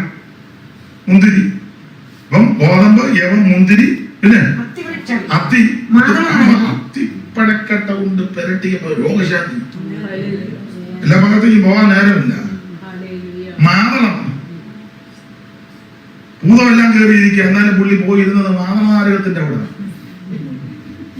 ഇച്ചിരി ആശ്വാസമൊക്കെ ഉണ്ടാകുന്ന സ്ഥലമാണ്. 14 കിടപ്പുണ്ട്. ശൗലോ മിക്രോനിൽ മാതളനാരകത്തിന്റെ എടുക്കാൻ നേരമില്ല. അപ്പൊ ഗോതമ്പ് യവം മുന്തിരി അത്തി മാതളം പിന്നെ ഒലിവ് ഇടിച്ചെടുത്ത തെളിവുള്ള ഒലിവ് വേണം. വിളക്ക് കത്തിക്കാൻ കൊള്ളുന്നതാണ് ഒലിവ്. പിന്നെ തേന് ഒന്നും പറയണ്ടല്ലോ. യോനാഥൻ ചെന്ന് കമ്പനി രൂപ ആരോട് പറയും. ദൈവത്തിന് മഹത്വം. ഇതൊക്കെ കഴിക്കേണ്ട വിധത്തിൽ കഴിക്കുന്നവനെ കണ്ടാലറിയാം. കഴിക്കുന്നവനെ കണ്ടാലറിയാം. ദാവീദ് യുദ്ധം ജയിച്ചത് വന്നപ്പം സിക്ലാഗ് തീയിട്ട് ചുട്ട് ദാവീദിന്റെ ഭാര്യമാരെല്ലാം പിടിച്ചോണ്ട് പോയി. ആകെ പ്രശ്നമായി. ദാവീദ് കരഞ്ഞു. ജനമെല്ലാം കൂടെ ദാവീദിനെ കല്ലെറിയാൻ പോയി. അപ്പൊ ദാവീദോ ദൈവത്തിൽ വിലപ്പെട്ടിട്ട് ദാവീദ് അബ്യാഥാർ പുരോഹിതനോട് വരാൻ പറഞ്ഞു. ഏബോധ് കൊണ്ടുവരാൻ പറഞ്ഞു. ഏബോധിട്ട് ആലോചന ചോദിച്ചു. കർത്താവിനെ പരീക്ഷയുടെ പുറകെ പോകണോ? തമ്പുരാൻ പറഞ്ഞു പൊക്കോ, നിന്റെ കയ്യിൽ ഏൽപ്പിക്കും. ദാവീദ് 600 പേരെ കൂട്ടി അമാലേക്കിന്റെ പുറകെ യാത്ര ചെയ്തു. ബെസോർത്തോട്ടിക്ക് വന്നപ്പം 100-200 പേര് പറഞ്ഞു ഞങ്ങൾക്ക് തോട് കടക്കാനൊന്നും പഴയ വീരശയൊക്കെ പറഞ്ഞു ഞങ്ങൾക്ക് തോട് കടക്കാനൊന്നും സാക്ഷ്യത്തിന് കൊടുത്തപ്പോൾ ദൈവനാമത്തിൽ ഉണ്ടാകട്ടെ ഞങ്ങളുടെ ചെങ്കടൽ പണ്ട് കടന്നതാണ്. ഹാലേലൂയ യോർദാനൊന്നും ഞങ്ങൾക്ക് വിഷയം. ഇതൊക്കെ പഴയ വീരശയൊക്കെ പറയും. ഇപ്പം ബസോർത്തോട് നമ്മുടെ അപ്പച്ചൻ ചെങ്കടൽ അത് ലൈവായിട്ട് കാണിക്കും. അപ്പച്ചൻ കടന്നത്. എന്റെ ഫാദറും യോർദാൻ അത് ലൈവാണ്. നിനക്കോ തോടിയാടാമില്ല. ദൈവത്തിന് മഹത്വം. എന്നിട്ട് ദാവീദ് പറഞ്ഞു കുഴപ്പമില്ല, സാമാനങ്ങൾ കാക്കുന്നവനും വിഹിതം കൊടുക്കേണ്ടതാണ്. ബാക്കിയുള്ളവർ അക്കരെ ചെന്നപ്പോൾ ഓടിച്ചു പറയാം. വയലിൽ വെച്ച് ഒരുത്തനെ കണ്ടു. അവനെ പൊക്കിയെടുത്ത് ദാവീദിന്റെ അടുത്ത് കൊണ്ടുവന്നപ്പോ അവൻ രോഗിയാ, ക്ഷീണത്തിന് ആരുമില്ല, കിടക്കുക. ആ വാക്യം ഒന്ന് വായിച്ചൊക്കെ നിർത്താം. ശമൂവേലിന്റെ 1-ാം പുസ്തകം അതിന്റെ 30-ാം അധ്യായത്തിന്റെ 13 ഒന്ന് വായിച്ചേ. ദാവീദ് അവനോട് നീ ആരുടെയാണ് എവിടുത്തുകാരെന്ന് ചോദിച്ചതിന് അവൻ ഞാനൊരു മിസ്രയീമൻ ബാല്യക്കാരൻ അമാലേക്കിന്റെ പ്രത്യേകം 3 ദിവസം മുമ്പ് എനിക്ക് ദീനം വന്നപ്പോൾ എന്റെ യജമാനൻ എന്നെ ഉപേക്ഷിച്ചു. അപ്പൊ ശ്രദ്ധിച്ചേ, ഓടിച്ചു പറയാം. ഞാനൊരു മിസ്രയീമ ബാല്യക്കാരൻ അമാലേക്കിന്റെ പ്രത്യേകം 3 ദിവസം മുമ്പ് എനിക്ക് ദീനം വന്നപ്പോൾ ഞാൻ ഇക്കാലം മുഴുവൻ സേവിച്ച എന്റെ യജമാനൻ അമാലേക്കിനെ എന്നെ വഴിയിലിട്ടേച്ച് വഴി കിടക്കുക. 2 ആരുമില്ല, 3 രോഗി, 4 ഉപേക്ഷിക്കപ്പെട്ടവൻ, 5 മിസ്രയീമനാ, 6 അമാലേക്കിനെ ആയുസ് മുഴുവൻ സേവിച്ചവനാ. ഇപ്പൊ ആരുമില്ല. ആർക്കും ആരോഗ്യമുള്ളപ്പോ അമാലേക്കിന്റെ പുറകെ പോയാൽ പരുവക്കെടാകുമ്പോ ഒരുത്തരം കാണുകയില്ല. പക്ഷെ ആർക്കും ആരോഗ്യമുള്ളപ്പോ നല്ല കർത്താവിനെ സേവിച്ചാൽ ദീനം വരുമ്പോ നിന്നെ വഴിയിലിടുകയില്ല. ദൈവത്തിൽ കിടക്ക മാറ്റി വിരിക്കും. നിന്നെ അനാഥനായിട്ട് ഉപേക്ഷിക്കത്തില്ല, വിടുകയില്ല. ലോകാവസാനം മുഴുവൻ നിന്റെ കൂടെ കാണും. അത് നിർത്തുക. ഇവനെ പൊക്കിയെടുത്ത് ദാവീദിന്റെ അടുക്ക കൊണ്ടുവന്നപ്പോ ദാവീദ് ഇവൻ രോഗി, ആരുമില്ല, അനാഥന, പരുവക്കേട്, മുഴുവൻ പരുവക്കേട്. അപ്പൊ ഇവനെ കൊണ്ടുവന്നപ്പോ ദാവീദ് ചോദിച്ചതാ 13-ാം വാക്യം, ഇവന് കൊടുത്തതാ 11 വായിച്ചേ. 11 അവർ വയലിൽ വെച്ചൊരു മിസ്രയീമിനെ കണ്ടതാ വായിച്ചു കൊണ്ടുവന്നത്. അടുത്തത് ദാവീദിന്റെ അടുക്കൽ കൊണ്ടുവന്നു. അവനെ അപ്പം കൊടുത്തു. അവൻ തിന്നു. അവന് കുടിപ്പാൻ വെള്ളം കൊടുത്തു, അത് കുടിച്ചു. പിന്നെ അവർ അവനെ ഒരു കഷ്ണം അത്തി കിടങ്ങി 2 ഉണക്കമുന്തിരി നിർത്തണേ. ഞാൻ പറയുമ്പോ അടുത്ത വാക്യം വായിക്കണേ. ഉന്നം വെച്ചിരുന്നോണം. അപ്പം ഈ രോഗിയായി ക്ഷീണിതനായി ആരുമില്ലാതെ കിടന്ന യവനെ പൊക്കിയെടുത്ത് ദാവീദിന്റെ അടുക്ക കൊണ്ടുവന്നപ്പോ ദാവീദ് അവന് അപ്പം കൊടുത്തു, വെള്ളം കൊടുത്തു, അത്തിയുടെ കൊടുത്തു. ഇതെല്ലാം കനാലിലുള്ളതാ. അത്തിയുടെ കൊടുത്ത് 2 ഉണക്കമുന്തിരിക്കുല കൊടുത്തു. അടുത്ത വാക്യം ചാടി കയറി വായിക്കാറ്, പുള്ളിക്കാരി അത് തിന്നപ്പോൾ അവന് ഉയിർ വീണു. എന്നെ കളിക്കുന്ന പ്രിയരെ, ദൈവത്തിന്റെ മകത്ത് നിനക്ക് ഉயிருണ്ടാക്കുന്നതാ കനാൻ നാട്ടിൽ. നീ മിസ്രയീമിൽ കിടന്നാൽ രോഗിയായി, മിസ്രയീമിനെ സേവിച്ച രോഗിയായി, ഒടുവിൽ മിസ്രയീമിൽ നിന്നെ ഇട്ടേച്ചു പോകും. ഒരുത്തരം നിനക്ക് കാണത്തില്ല. പക്ഷേ നല്ല കർത്താവിനെ സേവിച്ചാൽ, നല്ല കർത്താവിനെ ആരാധിച്ചാൽ നിന്റെ രോഗത്തിൽ കിടക്ക മാറ്റി പിരിക്കും. ഈ 4 കൂട്ടം സാധനം തിന്നു. അവൻ അപ്പം വെള്ളം കുടിച്ചു, അത്തികട ഉണക്കമുന്തിരിക്കൂല. ഇത് കഴിച്ചപ്പോൾ അവന് ഉയിർ വീണു. എന്താ? ജീവൻ വെച്ചു. യേശു പറയുകയാ, സമൃദ്ധിയായ ജീവൻ തരാനാ ഞാൻ സ്വർഗം വിട്ട് ഇറങ്ങി വന്നത്. ഇന്ന് രാത്രി നിന്റെ രോഗം മാറ്റും. ഇന്ന് രാത്രി നിന്റെ ക്ഷീണങ്ങൾ മാറ്റും. ഇന്ന് രാത്രി നിന്റെ തകർച്ച മാറ്റും. ഇന്ന് രാത്രി നിന്റെ അസ്ഥിക്കകത്ത്, രക്തത്തിനകത്ത് കുടിയിരിക്കുന്ന രോഗാണുക്കള്, രോഗവീര്യങ്ങൾ ഇന്ന് രാത്രി യേശു ഉരുക്കി മാറ്റും. വിശ്വസിക്കുന്നവർ ഇന്ന് രാത്രി ദൈവത്തിന് മതിക്കാൻ കൊടുക്കുക. നിന്റെ ബലഹീനത മാറ്റുന്ന രാത്രിയാ. ഇന്ന് രാത്രി നിന്റെ ക്ഷീണം മാറ്റുന്ന രാത്രിയാ. ഇന്ന് രാത്രി നിന്റെ തകർച്ച മാറ്റുന്ന രാത്രിയാ. നിന്റെ അനാഥത്വം മാറ്റുന്ന രാത്രിയാ. ഇന്ന് രാത്രി അനുഗ്രഹിക്കട്ടെ. യേശുവിന്റെ നാമത്തിൽ ഇന്ന് രാത്രി വിടുതൽ, വിടുതൽ, വിടുതൽ. ഇന്ന് രാത്രി യേശുവിന്റെ നാമത്തിൽ മടിക്കട്ടെ. എന്റെ ക്ഷീണങ്ങൾ ഇന്ന് രാത്രി മാറട്ടെ. എന്റെ തകർച്ചകൾ ഇന്ന് രാത്രി മാറട്ടെ. അല്പസമയം ദൈവത്തെ കുറിച്ച്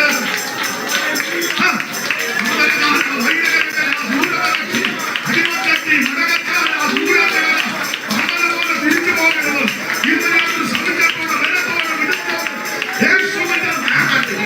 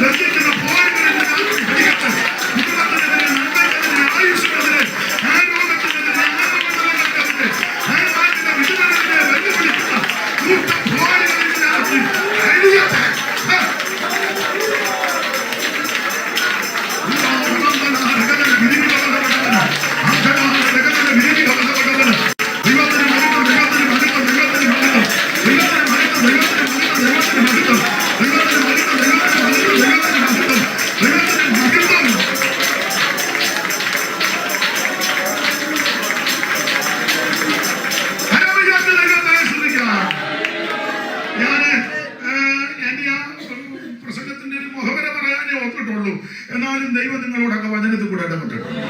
ഇതുവരെ കേട്ടിരുന്ന എല്ലാവർക്കും നന്ദി. ബഹുമാനപ്പെട്ട അധ്യക്ഷനെ വളരെ സന്തോഷം. ഇത്ര സമയം എല്ലാം ഒപ്പിച്ച് തന്നതിന് നന്ദി. ക്രിസ്തി സഹോദരനും കുടുംബത്തിനും എല്ലാ മാന്യ പ്രിയപ്പെട്ടവരും ബഹുമാനപ്പെട്ട കർത്തൃദാസും എല്ലാം നന്ദി.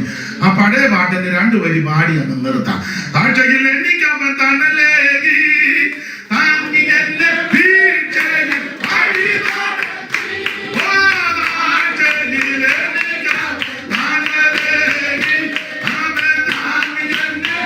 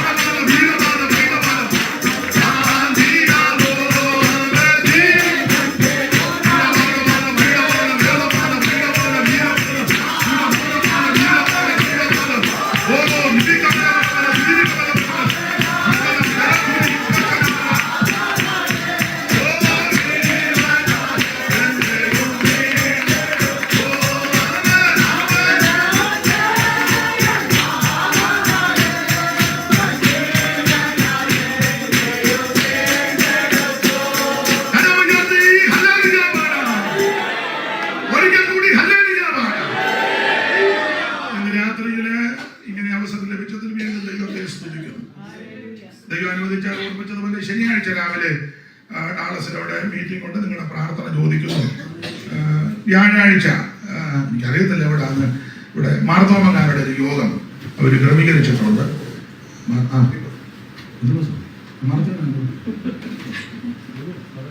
എവിടെ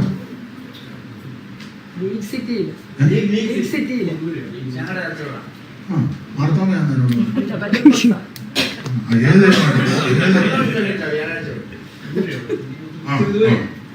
അപ്പം വെള്ളിയാഴ്ച അവിടെ അപ്പൊ താല്പര്യമുള്ളവർക്കും വരാം, ഒന്നിച്ച് ദൈവത്തെ ആരാധിക്കാം. എല്ലാത്തിനും നന്ദി. കർത്താവിന്റെ വരവിനായിട്ട് ഒരുങ്ങാം.